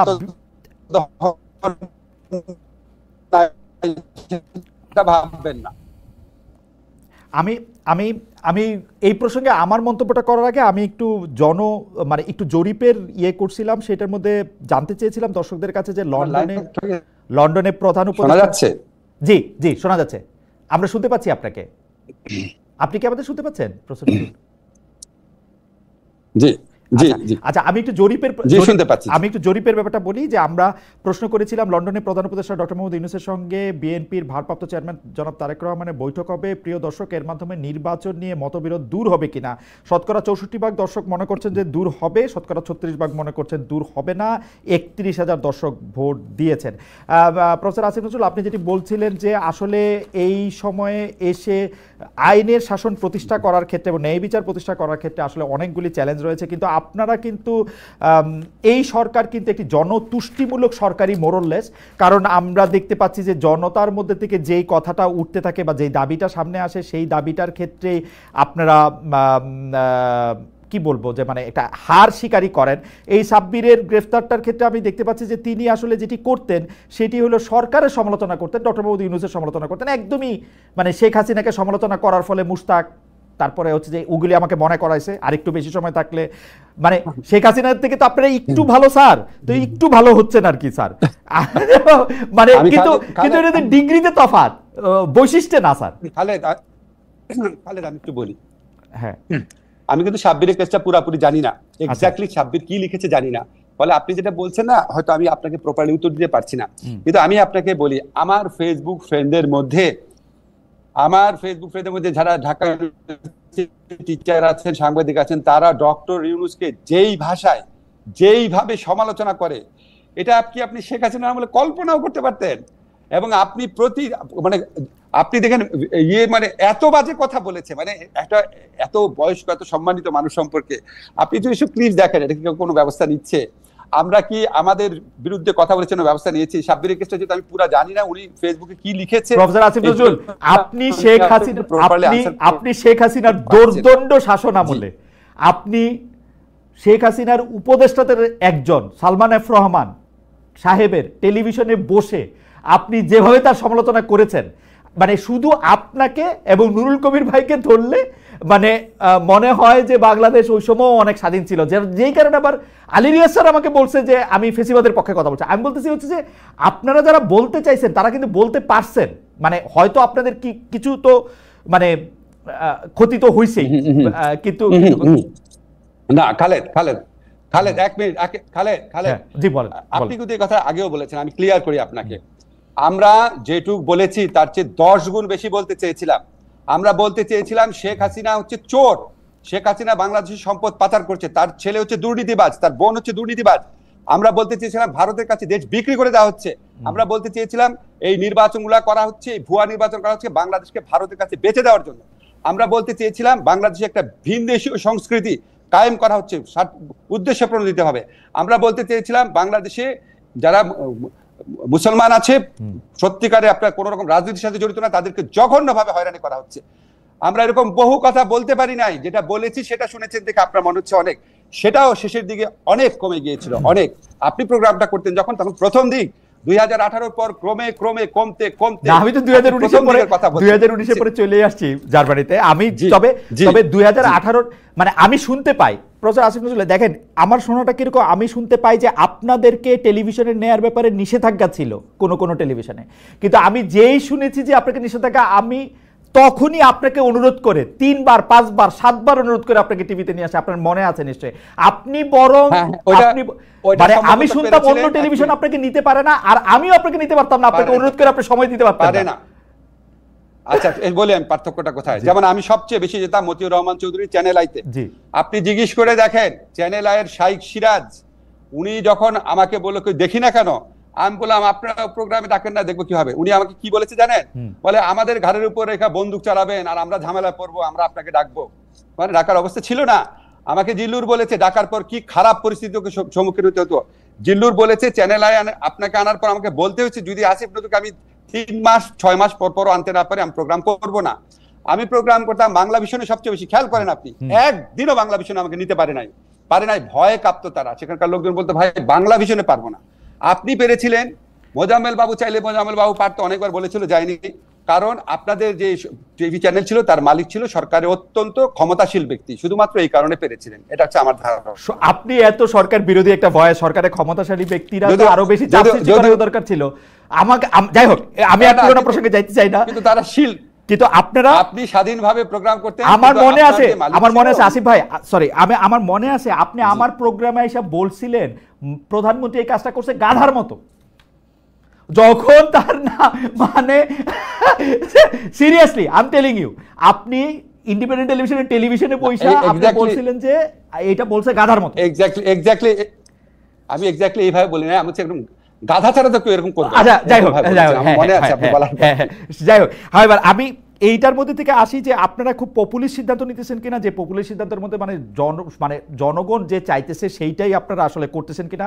যেমন দেখেন প্রফেসর আসিফ নজরুল, আসলে প্রফেসর ইউনূসের কাছে থাকলে এগুলি প্রশ্ন প্রফেসর ইউনূসকে বলা উচিত। আমার মনে হয়েছে যে প্রফেসর ইউনূস আমাদেরকে মিথ্যাবাদী বলছে, যদিও মিথ্যাটা বলছে আপনার সরকার, আপনারা এই করিডোর নিয়েই বলি, করিডোরের ব্যাপারে আমরা কোনো প্রশ্ন করি নাই যতক্ষণ পর্যন্ত পররাষ্ট্র উপদেষ্টা না বলছে যে আমরা এখানে একটা করিডোর দিতে যাচ্ছি। তেনায়া পেঁচায়া হাই রিপ্রেজেন্টেটিভ বলছে যে এইখানের মধ্যে একটা ত্রাণ করিডোর হচ্ছে, মানবিক করিডোর না। ডক্টর মোহাম্মদ ইউনূস কি বললেন? যারা এগুলি বলতেছে শুধু মিথ্যা কথা বলতেছে, জাতির উদ্দেশ্যে ভাষণ। আমিও তো বলছি আমি মিথ্যাবাদী, কারণ এই কথা আমি কারে গিয়ে বলবো? আমিও তো বলছি, এটা উনারা বলছেন এবং উনারা এটা নিয়ে কথাও চালাইছেন। এটা কেমনে হলো? স্যার কিছু বক্তব্য সম্পর্কে বলেছেন মিথ্যাবাদী, একটু জেনারেলাইজ হয়ে গেছে, কিন্তু স্যার কিছু বক্তব্য, কিছু মিথ্যা কথা তো বলা হয়েছে খালেদ, কিছু মিথ্যা কথা বলা হয়েছে, কিছু কথা ছিল কারেক্ট। এবং স্যার যে কথাগুলো মিথ্যা ছিল হয়তো সেটা উদ্দেশ্য করে বলেছেন। আমি আপনাকে বলি, আমি তো সরকারের স্পোকসম্যান না। হ্যাঁ, এখন ধরেন আমি আমার ব্যাপারগুলো যেটা থাকে, আপনি আমাকে জিজ্ঞেস করতে পারেন যে ধরেন আমি আপনাকে বুঝায় বলি। হ্যাঁ, আমার একটা কথা দেখে আমাকে প্রায় লোকজন বলে বা বলার চেষ্টা করে, আমাকে আমার তো আপনার ফেসবুকে কমেন্ট পড়ার সময় হয় না, আমাকে হোয়াটসঅ্যাপে আমার বন্ধুরা কেউ কেউ পাঠায়, বলে যে এরকম আপনি আগে বলতেন আপনি নাকি দায়িত্ব পেলে সারাদিন কাজ করবেন, কাজ করবেন ইত্যাদি। ভাই আমি সারাদিন আপনি তো দেখছেন খালেদ না ভাই, আমি সারাদিনই কাজ করি। আপনাদেরকে অনেস্টলি বলি, আমি সরকারের দায়িত্বে আসার আগে 4-5 ঘন্টার বেশি কাজ করতাম না। আমি এখন কমপক্ষে 12 ঘন্টা কাজ করি। আপনারা যারা সাংবাদিকরা আছেন আমার মন্ত্রণালয়ে যায় দাঁড়ায় থাকেন, দেখেন, আপনারা আমার যারা কলিগ আছে জিজ্ঞেস করেন, আপনারা আমার বলেন আপনার কাজের কোয়ান্টিটি কি। আমি আপনাদেরকে চ্যালেঞ্জ করে বলছি, আমি 10 মাসে আইন মন্ত্রণালয়ে যে কাজ করেছি, বাংলাদেশে কোনো আইনমন্ত্রী 10 মাসে এত কাজ করে নাই। বাংলাদেশে কোনো আইনমন্ত্রী পিপিজিপি এরকম 4000 নিয়োগ দেয় নাই। বাংলাদেশে কোনো আইনমন্ত্রী 16,000 কেস প্রত্যাহারের সিদ্ধান্ত দেয় নাই। 16,000 কেস প্রত্যাহার করতে হয়েছে। এই কেসের যে কাগজপত্র আছে, চার্জশিট আছে এবং অধিকাংশ ক্ষেত্রে এফআইআর আছে, সেগুলিকে পরীক্ষা করে। আমি বলতে কিন্তু আমি আইন মন্ত্রণালয় বুঝাচ্ছি, আমার যত কাজ আছে তার মূল কৃতিত্ব হচ্ছে আমার আইন মন্ত্রণালয় কর্মকর্তারা। তারা শুক্রবার অফিস করেছে, তারা শনিবার অফিস করেছে, তারা বিয়ন্ড দ্য অফিস আর 7টা 8টা 9টা পর্যন্ত কাজ করেছে, পরে এই কাজগুলা করেছে। আমাদের একটা মন্ত্রণালয়ের উদ্যোগ আন্তর্জাতিক অপরাধ আদালত পুনর্গঠন সপ্তাহে আমি এবং পূর্তমন্ত্রী সেখানে কাজের অগ্রগতি দেখতে গিয়েছি। আমরা আপনার সংস্কারের প্রসঙ্গে মেজর যে কোঅর্ডিনেশন, ইমিডিয়েটলি ইমপ্লিমেন্টেবল সংস্কার ভাগ করে করে বিভিন্ন মন্ত্রণালয়কে দিয়েছি। আমরা সংস্কার কাজ, সবচেয়ে বেশি সংস্কার কাজ করেছি। আমরা অন্য মন্ত্রণালয়কে যতভাবে পারা যায় আমাদের ওপিনিয়ন দিয়ে হোক, অ্যাডভাইস দিয়ে হোক, আমাদের কমেন্ট দিয়ে হোক সাহায্য করেছি। প্রত্যেক দিন রুটিন কাজ, আমার অফিসে একদিন আইসেন, এইরকম ফাইল জমে থাকে, সেই ফাইলগুলা ক্লিয়ার করতে হয়, এগুলির বাইরে এগুলি কাজ, রুটিন কাজের বাইরে। খালেদ আমাকে একটু বলতে দিবেন, আমি রুটিন কাজের বাইরে কি কি কাজ করেছি সেটা বললাম। আরেকটা কথা বলি আপনাকে, এই যে কাজ সকাল থেকে রাত পর্যন্ত, এই যে এইখানে এই অফিসে এই রুমের মধ্যে আমার বিল্ডিং অফিসে বসে মাঝে মাঝে 2টা বাজে কাজ করি। আমি আমাদের যে প্রবাসী কল্যাণের যে একজন কর্মকর্তা আছে, উনাকে ঈদের দিন আমার খেয়াল নাই, আমি কাজ করছিলাম সৌদি আরব, যে আমাদেরকে ড্রাফট এগ্রিমেন্টটা পাঠিয়েছে, সেই এগ্রিমেন্টের ভিত্তিতে আমাদের প্রপোজালটা সেটা আমি নিজে করছিলাম, নিজে করে আমাদের একজন কর্মকর্তাকে পাঠিয়েছি। উনি আমাকে অবাক হয়ে ফোন করছে, বলে স্যার আজকে না ঈদ, আপনি কাজ করতেছেন? আমি অবাক বললাম ইউনিভার্সিটি কি হয়েছে, আমার তো সময় নাই, আমার বন্ধের মধ্যে কাজগুলো আগায় রাখতে হবে। এবং আমার কাছে দুঃখ লাগে কি, যে আমি কি ভাই আপনারে ভিডিও করে দেখাবো সকাল থেকে রাত পর্যন্ত কি কাজ করতেছি? আপনার খবর নেন না, আপনার কাজের কোয়ান্টিটি দেখেন না। আমি তো আপনার বললাম, এই যে চ্যালেঞ্জ করলাম না, 10 মাসে এর চেয়ে বেশি কাজ কে করতে পারে? এটা হিউম্যানলি পসিবল? খালি আপনাকে কোয়ান্টিটি ওয়াইজ বলি, আমি প্রতিদিন এভারেজে 12 ঘন্টা কাজ করি, এখানে আমি 4-5 ঘন্টা কাজ করতাম। এবং আমি আপনাকে বলি, প্রথম একটা কথা বলি, প্রথম 2 মাস 3 মাস আমি 16 ঘন্টা কাজ করতাম, প্রথম 1 মাস আমি এভারেজে 3 ঘন্টা ঘুমাতাম। আমি জীবনে কোনোদিন, আমি একমাত্র পিএইচডি করার সময় লাস্ট যখন এডিট করছিলাম, ওই লাস্ট 3 মাস এতটুকু কষ্ট করেছি, জীবনে আমি এত কষ্ট করি নাই। আমি প্রফেসর আসিফ নজরুল, আসলে আমাদের একটু সময়, আজকে আমাদেরকে একটু যদি বেশি সময় দেন, আমাদের একটু দেরিও হয়ে গেছে শুরু করতে, কারণ অনেকগুলি বিষয় আসলে অনেক দর্শক শুনতেও চাইছেন। প্রফেসর আসিফ নজরুল, আপনি জানেন যে আমরা একটু আইনের প্রসঙ্গে আপনার একটু দৃষ্টি আকর্ষণ করি যে গত ফেব্রুয়ারি মাসে আপনি একটি বক্তব্য দিয়েছিলেন যেখানে আপনি বলেছিলেন যে হুটহাট কাউকে জামিন দেবেন না। আমি আপনাকে কোট করছি, যিনি জামিনের যোগ্য তাকে বঞ্চিত করবেন না। অনেকেই বলছেন আইন উপদেষ্টার চেয়ারে থেকে আপনি যখন এটি বলছেন তখন সেটা বিচার বিভাগের, শাসন বিভাগের হস্তক্ষেপের ইঙ্গিত হিসাবে এটিকে দেখতে হবে। শোনেন, আমি দুইটা কথা যদি আপনি একসাথে দেখেন তাহলে হস্তক্ষেপের ইঙ্গিত হবে না। আপনি একটা জিনিস মনে রাখতে হবে যে আমাদের এখানে বিচার বিভাগও তারা প্রচন্ড আত্মবিশ্বাসহীনতায় ভুগছিল, কারণ শেখ হাসিনার আমলে তাদেরকে দাসত্বের মধ্যে দিয়ে কাজ করতে হয়েছে। তারা কি ডিসিশন নিবে কি ডিসিশন নিবে না প্রত্যেকটা জিনিস আইন মন্ত্রণালয়ের কাছে তাদেরকে বলতে হতো, মুখ চেয়ে থাকতে হতো। এগুলো আপনি জানেন, এগুলো বানানো কথা না। আমি পলিটিক্যাল কেসের কথা বলছি, নর্মাল কেসের না। এখন ধরেন তাদের তো আমি তো আর ফোন করি না তাদের, আমি তো ডিরেকশন দেই না। জেনারেল যে রুলটা আইনের ক্ষেত্রে, জেনারেল যে রুলটা সেটাই তো আমি বলেছি, আপনি হুটহাট করে জামিন দিবেন না, আবার যারা ডিজার্ভ করে তাদেরকে বঞ্চিত করবেন না। কারণ আগের আমলে হুটহাট করেই জামিন দেওয়া হতো আওয়ামী লীগের লোকদের, আর যারা পাওয়ার কথা তাদেরকে বঞ্চিত করা হতো বিএনপির লোকদের বা জামাতের লোকদের বা আপনার হেফাজত ইসলামের লোকদের। সেই জন্য আমি কার্ডিনাল প্রিন্সিপালটা বলেছি, কার্ডিনাল প্রিন্সিপালটা আমি ওপেনলি বলেছি। আমি যদি হস্তক্ষেপই করতে চাবো, আমি কি গাধা? আমি কি ওপেনলি বলবো? তাহলে আমি ফোন করে বলবো যে এটা করো।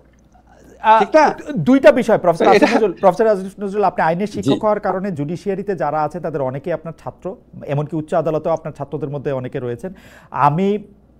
কিন্তু আপনি যখন আইন উপদেষ্টা মানে সরকারের নির্বাহী বিভাগের চেয়ারে বসে যখন এই কথা বলেন, তখন যারা জুডিশিয়ারি মানে যারা চালান তাদের ক্ষেত্রে এটা মনে হইতে পারে কিনা যে স্যার আমাদেরকে ধমক দিচ্ছেন, যেই ধমকটা আসলে আপনার দেওয়ার কথা না। যে ধমকটা তো খুব ভালো ধমক, হুটহাট করে জামিন দিবেন না মানে যেটা জামিন পাওয়ার যোগ্য না সেটা দিবেন না, আর যেটা জামিন পাওয়ার যোগ্য সেটা দিবেন। এটা ধমক কোথায় হলো? এটা তো সৎ উপদেশ। আমি তো বলেছি যে জামিন পাওয়ার যোগ্য মানে বঞ্চিত করবেন না। এখন আমরা আপিল টু আপিল কম্পেয়ার করি, ধরেন আনিসুল হক সাহেব যদি এই কথা বলতেন শেখ হাসিনার আমলে, আপনি এটা পছন্দ করতেন কিনা বিং ল মিনিস্টার? ঠিক এই কথাটাই আনিসুল হক বললে, হ্যাঁ আনিসুল হক এটা বললে পছন্দ করতাম না, কারণ আনিসুল হক 15 বছর বিএনপির লোকদেরকে যেভাবে জামিন বঞ্চিত করেছেন, উনার আমলে খালেদা জিয়ার যেভাবে বিচার হয়েছে, তারেক রহমানের যেভাবে বিচার হয়েছে, উনার আমলে যেভাবে গুম করা হয়েছে, ওই আমলের প্রেক্ষিতে মনে হতো এই লোকটার মধ্যে অশুভ কোনো চিন্তা আছে, প্রত্যেকটা কথার মধ্যে একটা অশুভই আছে। আমরা তো এগুলি করি নাই, আমরা তো কাউকে গুম করি নাই। কিন্তু জামিন দেওয়ার ক্ষেত্রে কি করেছেন প্রফেসর আসিফ নজরুল, আপনি একটু দৃষ্টি আকর্ষণ করতে চাই। ধরেন আমার বন্ধু শাকিল, তার স্ত্রী রূপা, তাদের বিরুদ্ধে যে হত্যা মামলা হয়েছে, সেই হত্যা মামলায় তাদের জামিন পাইতে কোন জায়গায় আটকায়? আমি তো আটকানোর জায়গা দেখি না। মামলা থাক, হত্যা মামলা থাক, আরো 10টা মামলা থাক, কিন্তু তাদেরকে জামিনে কোথায় আটকায়? আমি তো আইনের জামিনে আটকাইতে দেখি না স্যার, আমাকে যদি একটু আলোকিত করতেন। একই তো কথা, সরকারের পছন্দ করে না আপনারা এখন মানে সরকারের বিরুদ্ধে, সেজন্য আপনি আদালতে রাইখা দিচ্ছেন, মানে তাদের জামিন হবে না। আজকে 10 মাস হয়েছে। আচ্ছা, আমি মাঝখানে আপনার কথা শুনি নাই, বাট আমি বুঝতে পারছি আপনি শাকিল ফারজানার উপর কথা বলেছেন। দেখেন, আপনাকে আমি একটা স্পষ্ট কথা বলি, আপনারা একটু জিনিস লক্ষ্য করবেন, কিছু ক্ষেত্রে কিন্তু আমরা বিচারিক আদালতে থেকে জামিন হয়েছে, কিছু ক্ষেত্রে হওয়ার পরপরই আপনার স্বরাষ্ট্র মন্ত্রণালয় থেকে শোন অ্যারেস্ট দেখিয়েছে, কারণ অন্য কেউ লোক মামলা করে দিয়েছে।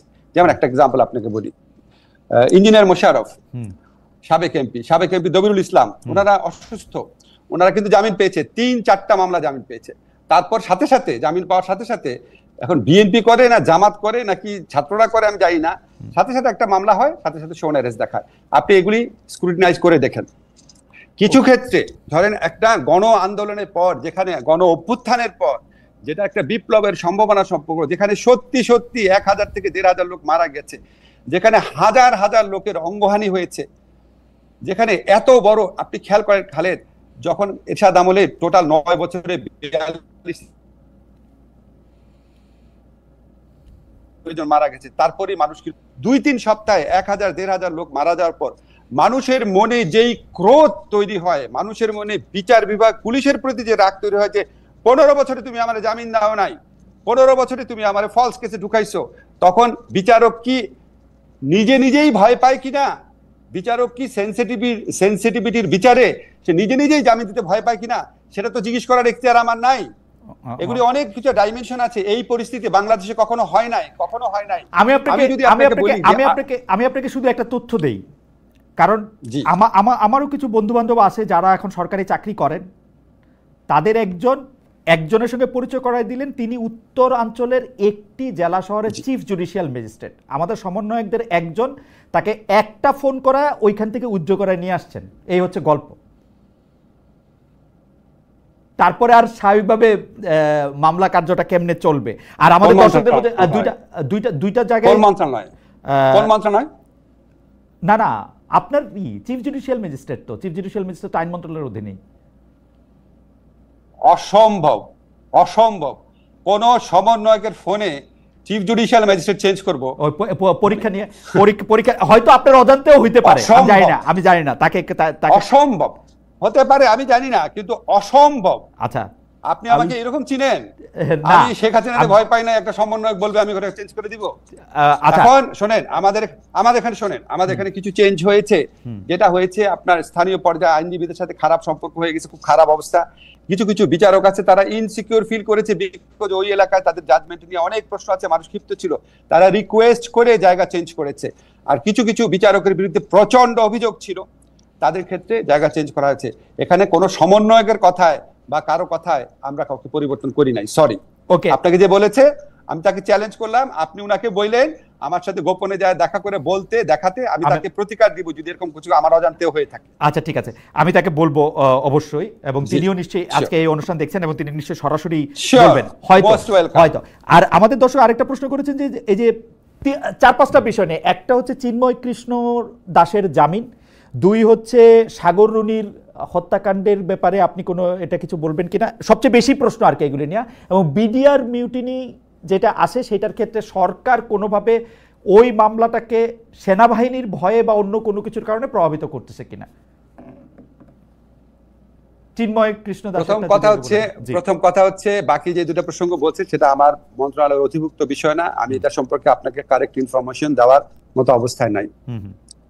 চিন্ময় কৃষ্ণ দাসের ব্যাপারে উনি সম্ভবত হাইকোর্টে জামিন পেয়েছিলেন, রাইট? হাইকোর্টে জামিন পেয়েছিলেন, হাইকোর্টে জামিন পাওয়ার পর এগেইন উনাকে বোধহয় নতুন কেস দেওয়া হয়েছে। আপনি একটু খোঁজ দিয়েন, যখন একটা নতুন কেস দেওয়া হয় ওই কেসটা কি আমরা পুলিশ দিয়েছে বা সরকার দিয়েছে, আপনি একটু খোঁজ দিয়ে দেখেন। আপনাকে আমি একটা জিনিস চ্যালেঞ্জ করে বললাম, আপনি বলতে চান না শেখ হাসিনা গভর্নমেন্টের সাথে আমাদের পার্থক্য হচ্ছে শেখ হাসিনা গভর্নমেন্ট আমলে পুলিশ নিজে মামলা দিত, আমাদের সময় পুলিশ মামলা দিয়েছে কিনা আপনাকে চ্যালেঞ্জ করলাম। মামলা দেয় বিএনপির লোক, মামলা দেয় জামাতের লোক, মামলা দেয় ছাত্রদের নেতৃত্বে পরিচিত গণঅভ্যুত্থানের ক্ষতিগ্রস্ত ব্যক্তিরা, মামলা দেয় আপনার কিছু আইনজীবী যোগ সাজসে, মামলা হয় ক্ষোভ থেকে, মামলা হয় বিচারের প্রত্যাশা থেকে, মামলা হয় ব্যবসা বাণিজ্যের লোভ থেকে, কোনোটার মধ্যে সরকার কোনোভাবে ইনভলভ না। এখন একটা এরকম পরিস্থিতিতে 15 বছর যারা ক্ষুব্ধ, বিরক্ত, বঞ্চিত, মর্মাহত, ক্রুদ্ধ, তাদের প্রত্যেকটা অ্যাকশনকে আমরা খালি আহ্বান জানাতে পারি। আমি তো ওই অ্যাকশনের পার্ট না, আমি তো সেটা করছি না। শেখ হাসিনা আমলে সরকার নিজে করতো মামলা।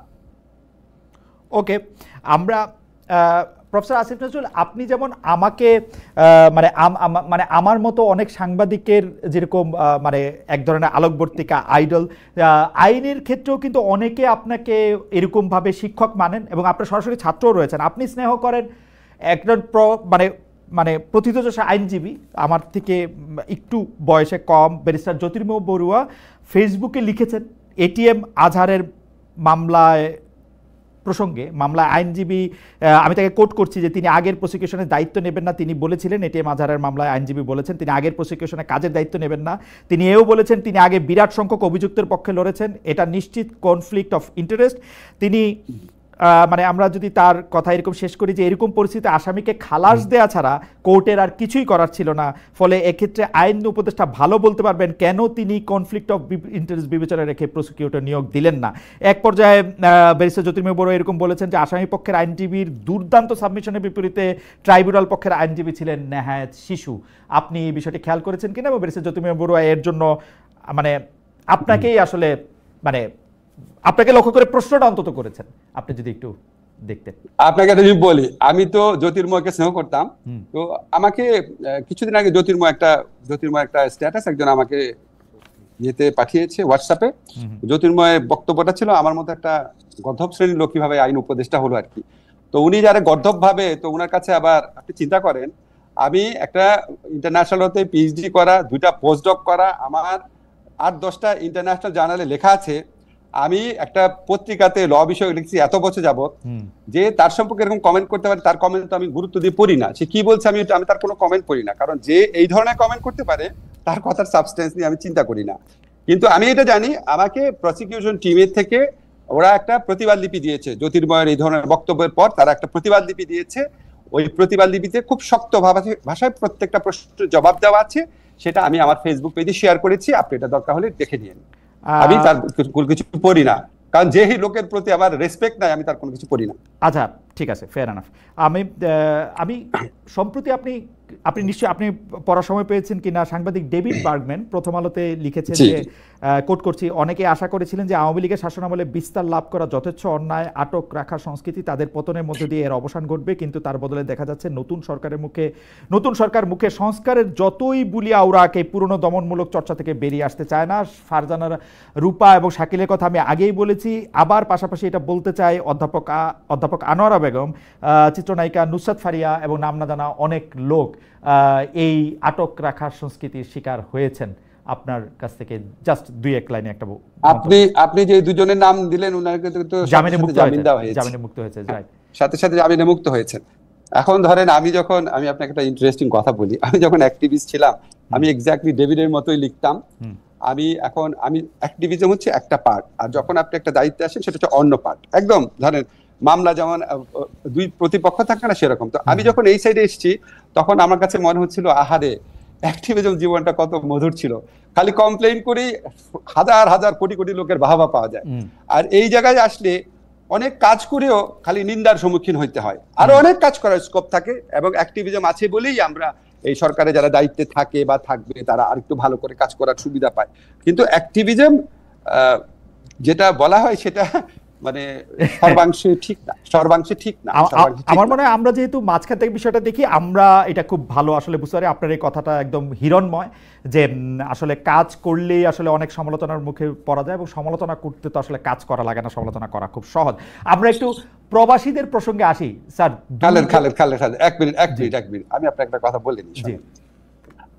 এই যে ধরেন আমাকে মাঝে মাঝে আমার বন্ধুরা জিজ্ঞেস করে যে আমি যে এই যে উপদেষ্টার দায়িত্ব নিলাম আমি লাইফটা এনজয় করছি কিনা। আপনাকে আমি বলি, এটা আমি খুব ফ্র্যাঙ্কলি আপনাকে বলি, আপনাকে দেখে মনে হচ্ছে আপনি এনজয় করতেছেন না। এই প্রশ্ন আমি শেষের দিকে করতাম, আপনাকে দেখে মনে হচ্ছে যে আপনি এনজয় করতেছেন না। আমি আপনাকে বলি, ধরেন আমার তো অনেকগুলো জীবন ছিল, কিছু কিছু জিনিস আপনি জানেন। আমি সাংবাদিক ছিলাম, আমি ঢাকা ইউনিভার্সিটি টিচার ছিলাম, আমি বিদেশে গবেষক হিসাবে কাজ করেছি, আমি কনসালটেন্ট ছিলাম, আমি উপন্যাসিক ছিলাম, আমি কলামিস্ট ছিলাম, আমি টক শোতে অ্যাপিয়ার করতাম। এবং এটা হচ্ছে আমার উপদেষ্টার জীবন। এর চেয়ে জঘন্য, অসহনীয়, মানে এর চেয়ে জঘন্য অসহনীয় জীবন আমার কখনো আসে নাই। আমি খালি দোয়া করি কবে এটা থেকে আমি রেহাই পাবো। আশ্চর্য হয়ে যায় আমি এই প্রসঙ্গে একটু আসতাম, যে আপনার এত কালারফুল একটা জীবনে যে এতগুলি পালক, এটাকে আসলে আপনি আসলে কিভাবে দেখবেন। কিন্তু আমি প্রসঙ্গে আসতেছি, কিন্তু আমাদের প্রবাসীদের একটু উদ্বেগ উৎকণ্ঠা, এবং আপনি আসবেন যে দুটি। তার আগে খালেদ এই প্রসঙ্গটা আবার শেষ করে নেই, এটা বলি, তারপর আপনি বলতে পারেন। আচ্ছা ঠিক আছে, আসবেন। আচ্ছা প্রবাসীতে নিয়ে বলেন তাহলে। না, প্রবাসীদের দুইটা, মানে সংযুক্ত আরব আমিরাত থেকে একদল প্রবাসী আপনি আসবেন জেনে আমাকে খুব অনুরোধ করেছেন একটা বিষয় বলতে, যে বাংলাদেশের জন্য সকল রকম ভিসার কার্যক্রম আমিরাত সরকার বন্ধ করে রেখেছে। এই ক্ষেত্রে আপনারা কোনো পরিকল্পনা করে এটা থেকে মুক্তি দিতে পারবে কিনা? পৃথিবীর অন্যান্য দেশের যারা শ্রমিক শ্রেণীর অন্যান্য দেশের লোক আছে তাদের জন্য ভিসার ব্যবস্থা আছে, শুধু আমাদের দেশের লোকের জন্য নাই।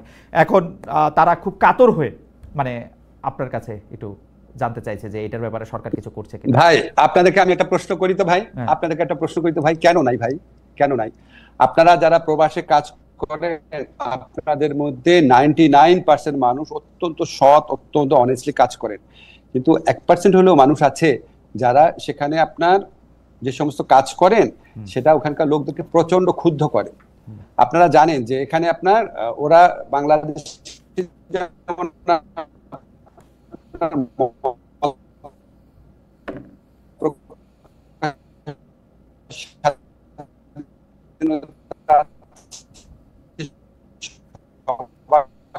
স্বাধীনতা আছে না, অন্য কিন্তু 1% লোকের কথা বলছি না, 1% লোক করে, তারা কষ্টকর। আমরা তো অনেক চেষ্টা করছি। ধরেন আমি আপনাকে বলি, আমি এগুলি কথা যদি বলি মনে হয় সারাক্ষণ নিজের কথাই নিজে বলতেছি। আমি যে সৌদি মন্ত্রীর সাথে, শ্রমমন্ত্রীর সাথে লাস্ট দেখা করলাম, উনি আমাকে বললো তুমি প্রথম মিটিং একটা জিনিস চেয়েছিল, সেটা আমরা করে দিয়েছি, তোমাদের যারা নারী শ্রমিক আছে, যারা ইররেগুলার, তাদেরকে রেগুলারাইজ করার ব্যবস্থা করেছি।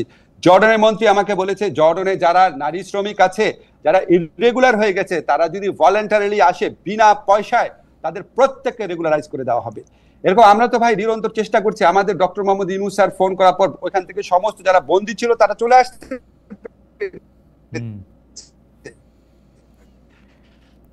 কিন্তু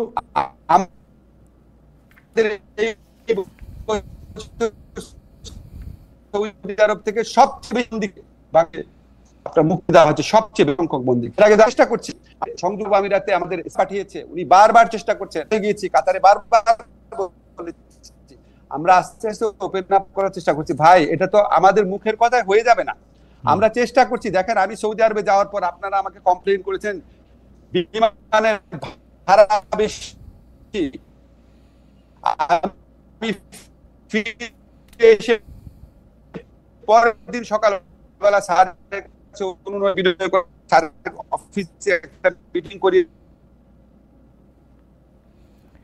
আমাদের না সেটা খোলাটা আমি যত ইচ্ছা করি, এটা আমার নিয়ন্ত্রণাধীন বিষয় না, কিন্তু আমরা চেষ্টা করে যাচ্ছি। শুধু একটা বিষয় যে সরকার পরিবর্তনের সঙ্গে এটার কোনো সম্পর্ক আছে? মানে হাসিনা সরকারের আমলে উনাদের অবস্থা ভালো ছিল, সরকার খুব বেশি খেয়াল খবর রাখতো, আপনার সরকার কম রাখতেছে, ব্যাপারটা কি এরকম কোনো কারণে? শেখ হাসিনা সরকার যতগুলা বন্ধ হয়েছে, ইউএই বলেন, বাহরাইন বলেন, সব শেখ হাসিনা সরকারের আমলে বন্ধ হয়েছিল। ওকে, আমাদের আমলে বরং সৌদি আরবে লোক পাঠানো বেড়েছে, জর্ডনে লোক পাঠানো বেড়েছে। আমাদের আমলে বরং ইউএইতে মার্কেট ইনশাআল্লাহ তাড়াতাড়ি খুলে যাবে। আচ্ছা ঠিক আছে, এটা একটা আসার কথা। দ্বিতীয়টা হচ্ছে এক ধরনের দাবির মতো, সেই দাবিটা হচ্ছে প্রবাসীদের ভোটের ব্যাপারে। আসলে আপনি এটাকে কি মনে করেন? এটা আইন সংশোধন করে প্রবাসীদের ভোট দেওয়ার ব্যবস্থাটা করা উচিত কিনা? দুই হচ্ছে প্রবাসীরা যাতে সংসদ সদস্য হতে পারে, সেইটা আসলে রাখা উচিত কিনা 66 ঘ চেঞ্জ করে? ভাই দ্বিতীয়টা আমি বলতে পারবো না, ওটা তো সংবিধান পরিবর্তন সংক্রান্ত বিষয় আছে। প্রবাসীদের ভোটাধিকার প্রদান করার জন্য ডক্টর মোহাম্মদ ইউনূস দৃঢ়ভাবে সংকল্পবদ্ধ। উনি আমাকে একটা কাজ দিয়ে গেছেন ইংল্যান্ডে যাওয়ার আগে, যে কনসার্ন বিশেষজ্ঞদের সাথে বসে প্রবাসীদের জন্য সবচেয়ে ভালোভাবে কিভাবে ভোট নেওয়া সম্ভব হয় সেটা যেন আমরা ওয়ার্কআউট করে রাখি। উনি আসলে উনাকে বলবো, ইলেকশন কমিশনকে জানানো হবে, ইলেকশন কমিশনও চেষ্টা করছে। আমরা মানে কি বলবো, এর চেয়ে বড় আনন্দ আর কিছুই হবে না আমাদের জন্য। আমরা প্রবাসীদের ভোটাধিকার প্রতিষ্ঠা করার জন্য যত প্রচেষ্টা সম্ভব সমস্ত কিছু করবো, এটা বদ্ধপরিকর। এবং আমার কাছে মনে হয় স্যার যাওয়ার আগে সবচেয়ে বেশি যে জিনিসগুলো চায় তার মধ্যে এটা অন্যতম। ইনশাআল্লাহ এটা আমরা করতে পারবো। আমি যেহেতু একটু প্রবাসে থাকি, আমাকে কিন্তু এই যে অনেকে বলতে থাকেন যে আমরা যেহেতু 27 বিলিয়ন ডলার যেহেতু রেমিটেন্স হিসেবে বাংলাদেশে যায়, এটা নিশ্চয়ই আরো বাড়বে, আরো আকর্ষণ সৃষ্টি হবে বাংলাদেশটা ওর পরবর্তী জেনারেশনের কাছে আকর্ষণীয় করার জন্য। আপনারা এটা নিয়ে কখনো ভাববেন কিনা যে ওনারা যাতে রাজনীতিতে প্রত্যক্ষভাবে আসতে পারে, যারা আসতে চান দ্বৈত নাগরিকদের মধ্যে কেউ? যারা আসতে চান ওনারা তো আসতে পারছেন, সমস্যা হচ্ছে না তো।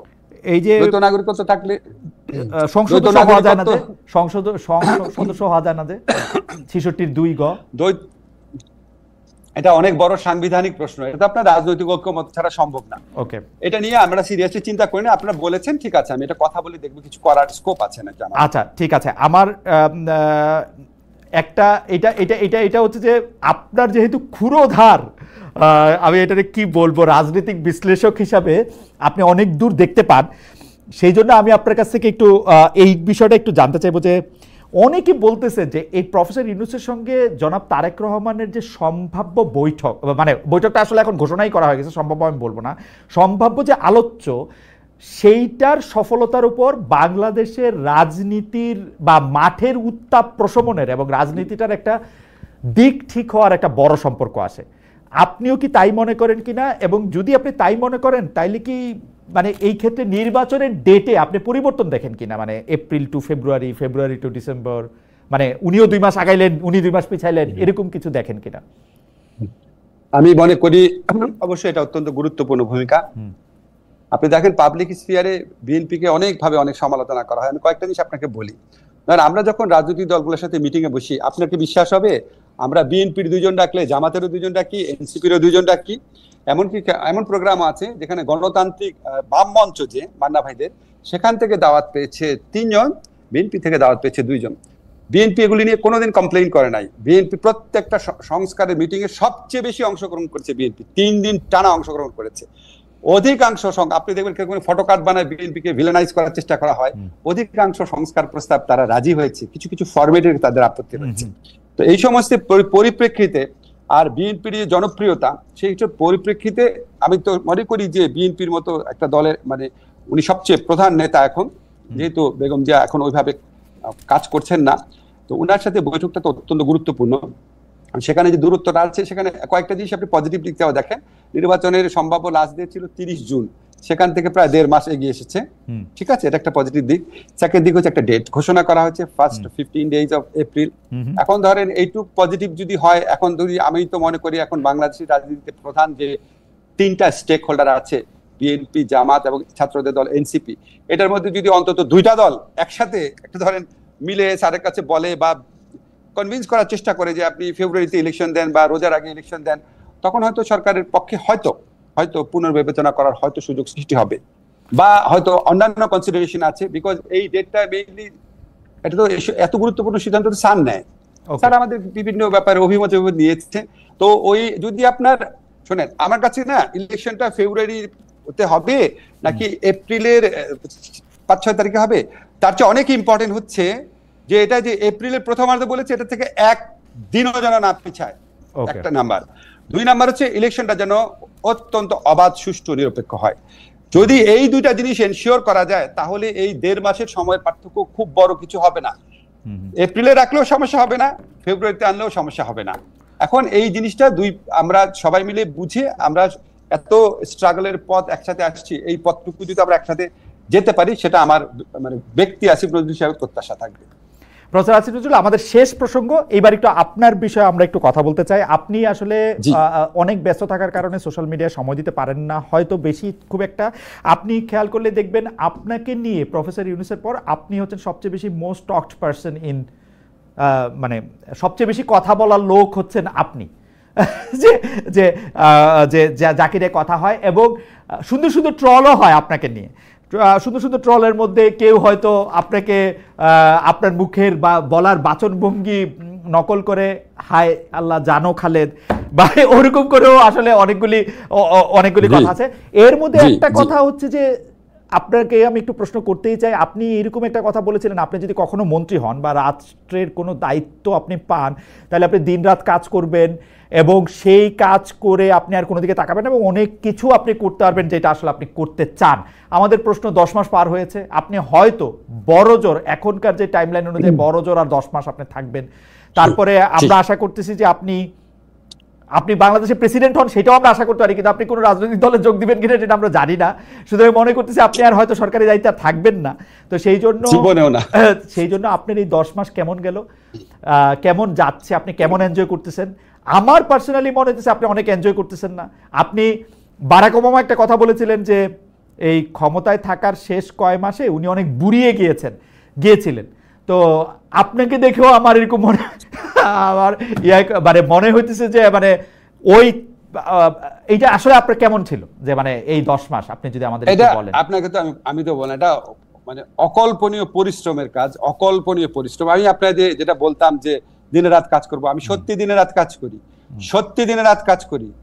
আপনারা যতভাবে পারেন ইনফরমেশন নিয়ে জিজ্ঞেস করে দেখেন, আমার মন্ত্রণালয়ে ক্যামেরা ফিট করে রাখেন কটার সময় আসি, আমার সাথে যারা রাত 1-2টা পর্যন্ত মিটিং করে নাম দিয়ে দেবো, কেউ যদি ইনভেস্টিগেট করতে চান আইসেন আমার কাছে। হ্যাঁ, 12-14 ঘন্টায় কাজ করি, এত পরিশ্রমের ধাক্কা পড়েছে। তারপর বিশাল টেন্স মুহূর্ত, ধরেন আমার সবচেয়ে কষ্ট লাগে, ধরেন যেই কাজের সাথে আমার বিন্দুমাত্র সম্পর্ক নাই, সেটার দায় দায়িত্ব যখন আমাকে দেওয়া হয়, এটা আমার খুব কষ্ট লাগতো। এখন একসেপ্ট করে নিয়েছি, কিছু করার নাই। আর একটা জিনিস হচ্ছে, ধরেন আমি কিছু জিনিস চাচ্ছি হয়তো, কিন্তু আমি করতে পারছি না। ধরেন আমি ল ডিপার্টমেন্টে যখন টিচার ছিলাম, আমি যেটা চাইতাম সেটাকে করতে পারতাম। তা আমি তো সরকারি 23 জন মন্ত্রীর একজন মন্ত্রী, তো আমি যেটা চাচ্ছি সেটা সবসময় হচ্ছে না। কিছু ক্ষেত্রে এটা আমার জন্য একটু কষ্টদায়ক হয়, বেদনাদায়ক হয়। কিছু ক্ষেত্রে আমার কাছে মনে হয় যে যারা আমাকে মনে করতো, ধরেন যাদের সাথে আমি বিবৃতি দিতাম, যারা হিউম্যান রাইটস নিয়ে কাজ করতো, তারা যখন তারা কিভাবে যে এরকম সিচুয়েশন হচ্ছে আসিফ নজরুল এটা একসেপ্ট করছে, এই করছে, তাদের তো আমি আর বলতে পারছি না। সেটা আমি তো ইন্ডিভিজুয়াল, আমার কথা আমি একসেপ্ট করছি না কোনোটাই বলতে পারছি না। এগুলি সব খারাপ খারাপ ফিলিংস এর কথা। আপনাকে আমি একটা জিনিস বলি, আমি অনেস্টলি বলছি, উইথ হাইন্ডসাইট যদি আমাকে দেখানো হতো মন্ত্রিত্ব মানে এই উপদেষ্টা জীবন মানে হচ্ছে এই, কোনো দিন আমি রাজি হতাম না, প্রশ্নই আসে না। কিন্তু আপনাকে একটা কথা আমি বলি, আমার একটা অপার আনন্দের জায়গা আছে, এটা আপনাকে আমার বলতেই হবে, সেটা না হলে এটা একটা অপরাধমূলক কাজ হবে। সেটা হচ্ছে আমি কিছু কাজ করার সুযোগ পাই, কিছু দায়িত্ব পালন সুযোগ পাই, সেটা আমাকে অপার আনন্দ দেয়, যেটা আমি এই অ্যাডভাইজার পজিশনে না আসতে করতে পারতাম না। যেমন ধরেন আমাদের মাহমুদুর রহমান ভাই, ওনাকে আমি খুব পছন্দ করি। ওনার প্রেস যখন আটকে রাখা হচ্ছিল, যখন ওনার প্রেসের এই কাগজপত্র নাই পুড়ে ঢুড়ে গেছে, এই জন্য অনেক ধরনের আপনার আমলাতান্ত্রিক জটিলতা দেখে যখন এটা ছাড়াচ্ছিল না, তখন আমি একটা প্রত্যক্ষ ভূমিকা রেখেছিলাম, যেটা তাড়াতাড়ি করে যেন দিয়ে দেওয়া হয়। আমি যেদিন দেওয়া হয়েছে, আমার কাছে আবদাল ভাই এসেছিলেন, ওনার পত্রিকা নির্বাহী সম্বন্ধে আমার প্রচন্ড ভালো লেগেছে। আবার ধরেন যে আবু বকর আছে না, আপনার ঢাকা বিশ্ববিদ্যালয়ে মারা গিয়েছিল, আবু বকরের ছোট ভাই, আবু বকরের বাবা আমার সাথে দেখা করতে এসেছিলেন। ওনারা প্রচন্ড দরিদ্র জীবন যাপন করেন। তো আবু বকরের ভাইয়ের একটা চাকরি, ছোটখাটো চাকরি যখন ব্যবস্থা করতে পেরেছি, আমার প্রচন্ড আনন্দ লেগেছে। আমার এখানে একটা আহত ছেলে যখন আসার পর আমাদের মন্ত্রী হিসাবে সর্বোচ্চ 50,000 টাকা পর্যন্ত দেওয়ার একটা বাজেট আছে, একটা খাত আছে, খুব অল্প 6 লাখ 10 লাখ টাকা, কিন্তু একবারে 50,000 পর্যন্ত দিতে পারি। সেরকম আপনার যখন কাউকে দিতে পারি তখন খুব ভালো লাগে, কারণ কাউকে 50,000 টাকা একবারে দেওয়ার সামর্থ্য আমার কোনোদিনও ছিল না, ভবিষ্যতে কখনো হবে না, কখনোই হবে না। এরকম আপনার ধরেন এগুলো যদি আমি বলতে থাকি, তখন হয় কি, ধরেন মানুষ বলে যে আচ্ছা আপনি কি করেন। এখন আমি যদি প্রত্যেকদিন কি করেছি বলতে থাকি, কতগুলা লোক আসে দেখা করে, তাদের সমস্যা সমাধানের চেষ্টা করি, এটা যদি বলতে থাকি শোনেন, তখন তো এটা একটা অসহনীয় ব্যাপারে পরিণত হবে, যে এই লোকটা কি পাগল লাগে, সারাদিন কি কি ভালো কাজ করছে এটা বলতে থাকে। ভাই আমি সারাদিন চেষ্টা করি, যদি আমি কম পারি, তাহলে মনে করেন আপনারা যারা সমালোচনা করবেন, ভাই আপনার চেয়ে আমার বুদ্ধি কম, আপনার চেয়ে আমার অভিজ্ঞতা কম, আপনার চেয়ে আমার পড়াশোনা কম, হয়তো এই কারণে, কিন্তু চেষ্টা, ইচ্ছা, প্রচেষ্টা এর একটাও হয়তো ঠিক না। কিন্তু প্রফেসর আসিফ নজরুল, আমি যদি আপনাকে প্রশ্ন করি, আপনি যেহেতু শিক্ষক মানুষ, আপনার এই 10 মাসের এই উপদেষ্টা জীবনে আপনি যা করেছেন, তাতে কি আপনাকে পাস মার্ক দিবেন, এভারেজ মার্ক দিবেন, এভাব এভারেজ গ্রেড দিবেন, কি দিবেন? আমি কোনো মার্কস দিব না, আপনারা মার্কস দিবেন। আমি যখন চলে যাব, আমি কি করেছি সব বলবো। আপনারা যারা এই আমি শুধু চেষ্টাটার ক্ষেত্রে মানে আপনি আপনার যে এফোর্টটা দিয়েছেন সেটার ক্ষেত্রে কি আপনি মানে সন্তুষ্ট, যে মানে বা এরকম কি যে আপনি তার চেয়ে বেশি দিতে পারতেন, এরকম কি? আপনি যদি ফিজিক্যাল পরিশ্রমের কথা বলেন, আমার পক্ষে এভারেজ 12 ঘন্টার বেশি কাজ করা সম্ভব না। আমি কোনো সময় 14-16 ঘন্টাও কাজ করেছি, সুতরাং বিন্দু বেশি সময় দিতে পারতাম না। আর আপনি যদি বলেন আমি আরো বুদ্ধিমত্তার সাথে কোনো কাজ করতে পারতাম নাকি, সেটা তো ভাই আমি বলতে পারবো না। আমার বুদ্ধি তো কোয়ান্টিফাই করা যায় না, কাজের পরিমাণটা কোয়ান্টিফাই করা যায়, কাজের পরিমাণে আমি মোটামুটি একটা অ্যানসার পাইছি। আপনার যে বস আছে, সে বস কি আপনার উপর খুশি? মানে প্রচন্ড খুশি, বস আপনার উপর খুশি, প্রচন্ড খুশি। আপনি ইউনূস স্যারের কথা বলছেন? জি জি জি, প্রচন্ড খুশি। আপনাকে একটা এক্সাম্পল বলি। ধরেন আমাদের যখন যে বাংলাদেশ ব্যাংক সংক্রান্ত যখন একটা তদন্ত কমিটি করা হলো আর কি, তখন আমি বারবার আমি বলছিলাম, স্যার আমাকে দিন, আমার অনেক কাজ আছে, আমার অনেক কাজ আছে। 2-3 অন্যদের নামটা উঠলো, স্যার বলে না, তোমার না দিলে কাজ হবে না, তুমি থাকবা। তো এরকম অনেক কিছু আমাকে দিয়ে দেন। তুমি যদি অনেক খুশি না থাকেন, এটা আরেকটা তৃপ্তি। প্রচন্ড খুশি। এই প্রশ্নটা শুধু ডক্টর আসিফ নজরুলকে চেয়ারে থাকা অবস্থায় করা যায়, আপনি কি বসের উপরে খুশি? মানে প্রফেসর ইউনূসের কার্যক্রমে কি আপনি খুশি? অধিকাংশ ক্ষেত্রে খুশি, কিছু ক্ষেত্রে আমি বুঝতে পারি না, কিছু ক্ষেত্রে খুব অল্প, কিছু ক্ষেত্রে আমি বুঝতে পারি না, খুব অল্প। আমি আপনাকে প্রশ্নটা করে রাখি, উত্তর দেয়া না দেয়া আপনার ইচ্ছা। আমরা যে অনেকগুলি জিনিস দেখি যেটা আমার কাছে সরাসরি কনফ্লিক্ট অফ ইন্টারেস্ট মনে হয়, মানে উনি একটা ছবি দেন কি গ্রামীণ সমাধান, কি জানি একটা ওই মানে টাকা পাঠাবে বিকাশ নগদের মতো একটা জিনিস, উনি একটা গ্রামীণ ইউনিভার্সিটি করেন, উনি করের টাকা মৌকুফ করেন, উনি হচ্ছে নোবেল প্রাইজ সহ আরো এরকম প্রাইজ টাইজের করের টাকা মৌকুফ। এগুলি এই মানে প্রফেসর আসিফ নজরুল, আপনারা থাকতে এই কনফ্লিক্ট অফ ইন্টারেস্ট নিয়ে বলার তারে কেউ নাই। Is it possible? আপনি আমাকে যেভাবে বললেন আমি সেভাবে চিন্তা করি নাই এতগুলা জিনিস। কিছু ক্ষেত্রে আমি জানি, কিছু ক্ষেত্রে আমি জানি, একটা ক্ষেত্রে অন্তত আমি জানি, যেটা অনেক আগে আবেদন করে রাখা হচ্ছিল, বারবার গত সরকার দিচ্ছিল না। দিচ্ছিল না দেখে নর্মাল প্রসেস এটা হয়েছে, যেহেতু অনেক আগে আবেদন করা হয়েছে। আপনাকে একটা কথা বলি, মানে খালেদা জিয়ার জামিন সবগুলা হয়ে গেল, তো এটাও তো আপনার দীর্ঘদিন যাবত হচ্ছিল না। এখন যখন দীর্ঘদিন যাবত একটা জিনিস আটকে রাখা হয়, তারপর যখন এটা রেগুলারাইজ করার সুযোগ হয়, তখন একসাথে হয়ে যায়, তখন এগুলি মনে হয় যেটা হয়তো দৃষ্টিকটু, কিন্তু হয়তো এগুলি অনেক আগে ডিজার্ভিং ছিল। একটা ক্ষেত্রে আমি নিশ্চিতভাবে জানি, বাকিগুলো জানি না, অনেক আগে ডিজার্ভিং ছিল, অনেক আগে আবেদন করা হয়েছিল, অনেক প্রতিবন্ধকতা সৃষ্টি করে আটকে রাখা হয়েছিল। এখন এটা আটকে রাখে নাই, নর্মাল প্রসেস হয়েছে, এখন আটকে রাখবে কারণ তো কারোটাই আটকে রাখা হচ্ছে না। আপনারা যখন এরকম সমালোচনা করবেন, আমার মনে একটুখানি ভিতরে তথ্য জেনে, ধরেন গ্রামীণ বিশ্ববিদ্যালয় কত বছর আটকে ছিল, জেনে নিয়ে করলে ভালো হয়। আমি আপনাকে ভিতরের তথ্য নিয়ে আমি আপনার সাথে আরেকদিন নিশ্চয়ই আমরা বসবো। যেমন গ্রামীণের এটা আটকে ছিল, এটা আটকে থাকা বলে না, এরকম আরো 10টা কোম্পানি আমি নিজেও করতে চাই গ্রামীণ সমাধান। এটা হচ্ছে যে একটা মানে এর চেয়ে ভালো জিনিস আর হইতে পারে না স্যার। একটা গ্রামীণ সমাধানের লাইসেন্স যদি আপনি আমাকে দেন, এর চেয়ে ভালো জিনিস আর হইতে পারে না, আপনি আমাকে একটা দেন। এখন আপনি বলবেন তো যে উনার মানে মানে আমি জানি না, একটা গ্রামীণ ইউনিভার্সিটি, আপনি আমি আপনাকে চিনি স্যার, স্যার আপনি জীবনে এটা করতে পারতেন না। আমি আপনাকে বলি না, আমি তো এন্টারপ্রেনার না, আমি আপনাকে বলি যে জিনিসটা আমি জানি না, তাও আমার বসের সম্পর্কে আমার অত্যন্ত শ্রদ্ধেয়, আমারও অত্যন্ত শ্রদ্ধেয়, কিন্তু আমারও অত্যন্ত শ্রদ্ধেয়, আমাকে উনি ভালোবাসেন কিন্তু, মানে প্রফেসর আসিফ নজরুল আপনি জানেন আমাকে উনি ভালোবাসেন কিন্তু, মানে আমিও উনাকে অনেক শ্রদ্ধা করি। আমি যেহেতু জিনিসগুলো বেশি জানি না, কাজে আপনি এটা আমাকে জিজ্ঞেস করা অনুচিত হবে। আপনি যদি আমাকে বলেন যে ইউনুস স্যারের ব্যাপারে নিয়ে আপনার প্রশ্ন করবেন, স্যারের অনুমতি নেই, স্যার যদি আমাকে অনুমতি নেই, আমি আরেকটা একটা প্রোগ্রাম আসবো। আরেকটা কথা আপনাকে বলি, আরেকটা কথা আপনাকে বলি, একটা মিনিট বলেন। ধরেন আমি কোনো এন্টারপ্রেনার না, ফলে আমার তো কোনো কিছু পাওয়ার কথা না, কিন্তু আমি আপনাকে একটা জিনিস বলে রাখি, আমার এই 10 মাসের উপদেষ্টা জীবনে আমার ভাই বোন আত্মীয় স্বজন একটা মানুষ মিনিমামতম কোনো আনুকূল্য পায় নাই, বরং আমার যে আপন দুলা ভাই, সে সুপ্রিম কোর্টের বিল্ডিং এ যেই জায়গায় বসতো সেখান থেকে তারা উঠায় দেওয়া হয়েছে, ঠিক আছে, সেখান থেকে স্থানচ্যুত হয়েছে। এবং আমি মানে আপনাকে কি বলবো আর কি, এটা হচ্ছে আমার প্রিন্সিপাল। এখন আমি তো আর এন্টারপ্রেনার না, এন্টারপ্রেনার যদি হইতাম, ধরেন আমি যদি একটা খুব জনকল্যাণমূলক একটা প্রজেক্ট থাকতো, আমি হয়তো চেষ্টা করতাম জনকল্যাণমূলক প্রজেক্ট, আমার নিজস্ব স্বার্থ নাই সেটাকে দেখার জন্য, কিন্তু আমার তো সেটা নাই, ফলে আমি বলতে পারছি না। কিন্তু ব্যক্তিগতভাবে আপনাকে বলতে পারি, আমার মিনিমামতম আত্মীয় স্বজন, বন্ধু বান্ধব, কুমিল্লা বাড়ি, আমার লালবাগের বাড়ি, ঢাকা ইউনিভার্সিটি, কোন ক্ষেত্রে আমার কোন রকম স্বজনপ্রীতি আমি করিনি। এবং আমার আরেকটু বলি, আমার জানা মতে যেসব উপদেষ্টারা আমার সাথে ঘনিষ্ঠ, যারা ঘনিষ্ঠ, আমার জানা মতে তারা কেউ করে নাই, আমার জানা মতে। আচ্ছা স্বজনপ্রীতি আপনি কিরকম বলবেন? মানে ধরেন ভাইয়ের ছেলেকে প্রেস উইং এ নিয়োগ দেয় কি স্বজনপ্রীতি? ওয়েল, যদি সেটা আপনার যোগ্য হয়, এটা অন্য বিবেচনা থাকতে পারে। আপনি তো স্বজনপ্রীতি ডেফিনিশন, প্রীতি সব জায়গাতে একরকম হয় না। আপনি যে কোনো জিনিসের সংজ্ঞা সবার কাছে একরকম হয় না। এখন যদি কারো কাছে মনে হয় যে না সে ডিজার্ভিং এবং সে প্রপার প্রসেসের মধ্যে দিয়ে আসছে, হতে পারে। আবার কারো কাছে মনে হতে পারে না ডিজার্ভিং হলেও প্রপার প্রসেসের মধ্যে হলেও আমি নিব না। কেউ কেউ হয়তো সমালোচনার ভয় করে, কেউ কেউ যদি মনে করে যে আমি যেহেতু ভালো কাজ করছি আমি সমালোচনাকে কেয়ার করব না, থাকতে পারে মানসিকতা। যথেষ্ট প্রশ্ন হয়েছে খালেদ।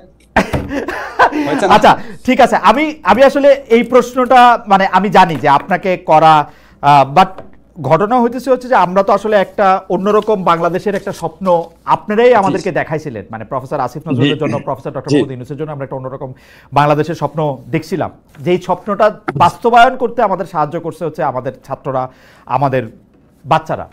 তো আমরা এই স্বপ্নটা যাতে আর দেখতে পারি, সেই দেখে যেতে পারি। আমি আর প্রশ্ন করতে চাই না, আপনি যদি আমাদের উদ্দেশ্যে আর কিছু বলেন আমরা শেষ করি অনুষ্ঠান। তাহলে আজকে আপনাকে অনেক ধন্যবাদ, অনেকগুলি প্রশ্ন আসলে করছি, আপনাকে মানে সেই না ঠিক আছে, সেই স্বপ্নের কিছু লক্ষণ কিন্তু আছে। দেখেন, বাংলাদেশের ইতিহাসে এরকম হজ হয়েছে কখনো? বাংলাদেশের ইতিহাসে এরকম ঈদের মধ্যে আপনার হয়েছে যে দ্রব্যমূল্যের দাম বাড়েনি, রোজার মধ্যে দাম বাড়ে নাই, এত বড় একটা গণঅভ্যুত্থান হলো, কোনো এক্সচেঞ্জ রেট পরিবর্তন হয়নি। পৃথিবীর কয়টা দেশে হয়েছে? সংস্কারের কাজ হচ্ছে, 10-12টা ভালো ভালো আইন হয়েছে। আমাদের প্রবাসীদের জন্য একটা অত্যন্ত ইম্পর্টেন্ট কাজ হয়েছে, যেটা আপনার ওই যে আপনার অ্যাটর্নি করার ক্ষেত্রে আর কি, পাওয়ার অফ অ্যাটর্নি দেওয়ার ক্ষেত্রে অনেকগুলা কাজ হয়েছে। তো হয়তো আরো বেশি কাজ করা যেত। ইনশাআল্লাহ বাকি 10 মাস যেন আমরা আরো ভালো কাজ করতে পারি, দোয়া করবেন। আমাদের প্রচেষ্টা কোনো রকম ঘাটতি নাই।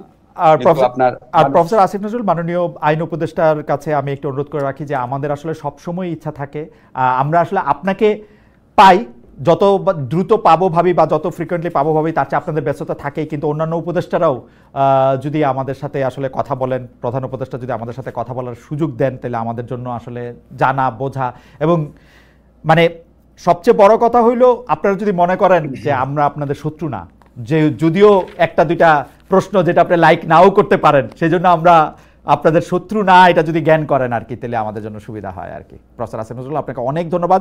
আপনি আসলে কোনো প্রশ্নের কোনো বার দেন নাই, কোনো প্রশ্ন শুনতে চান নাই।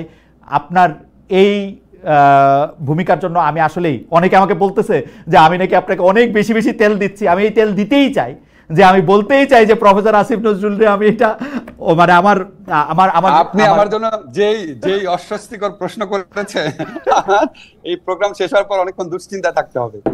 না প্রফেসর আসিফ নজরুল, আপনাকে অনেক ধন্যবাদ।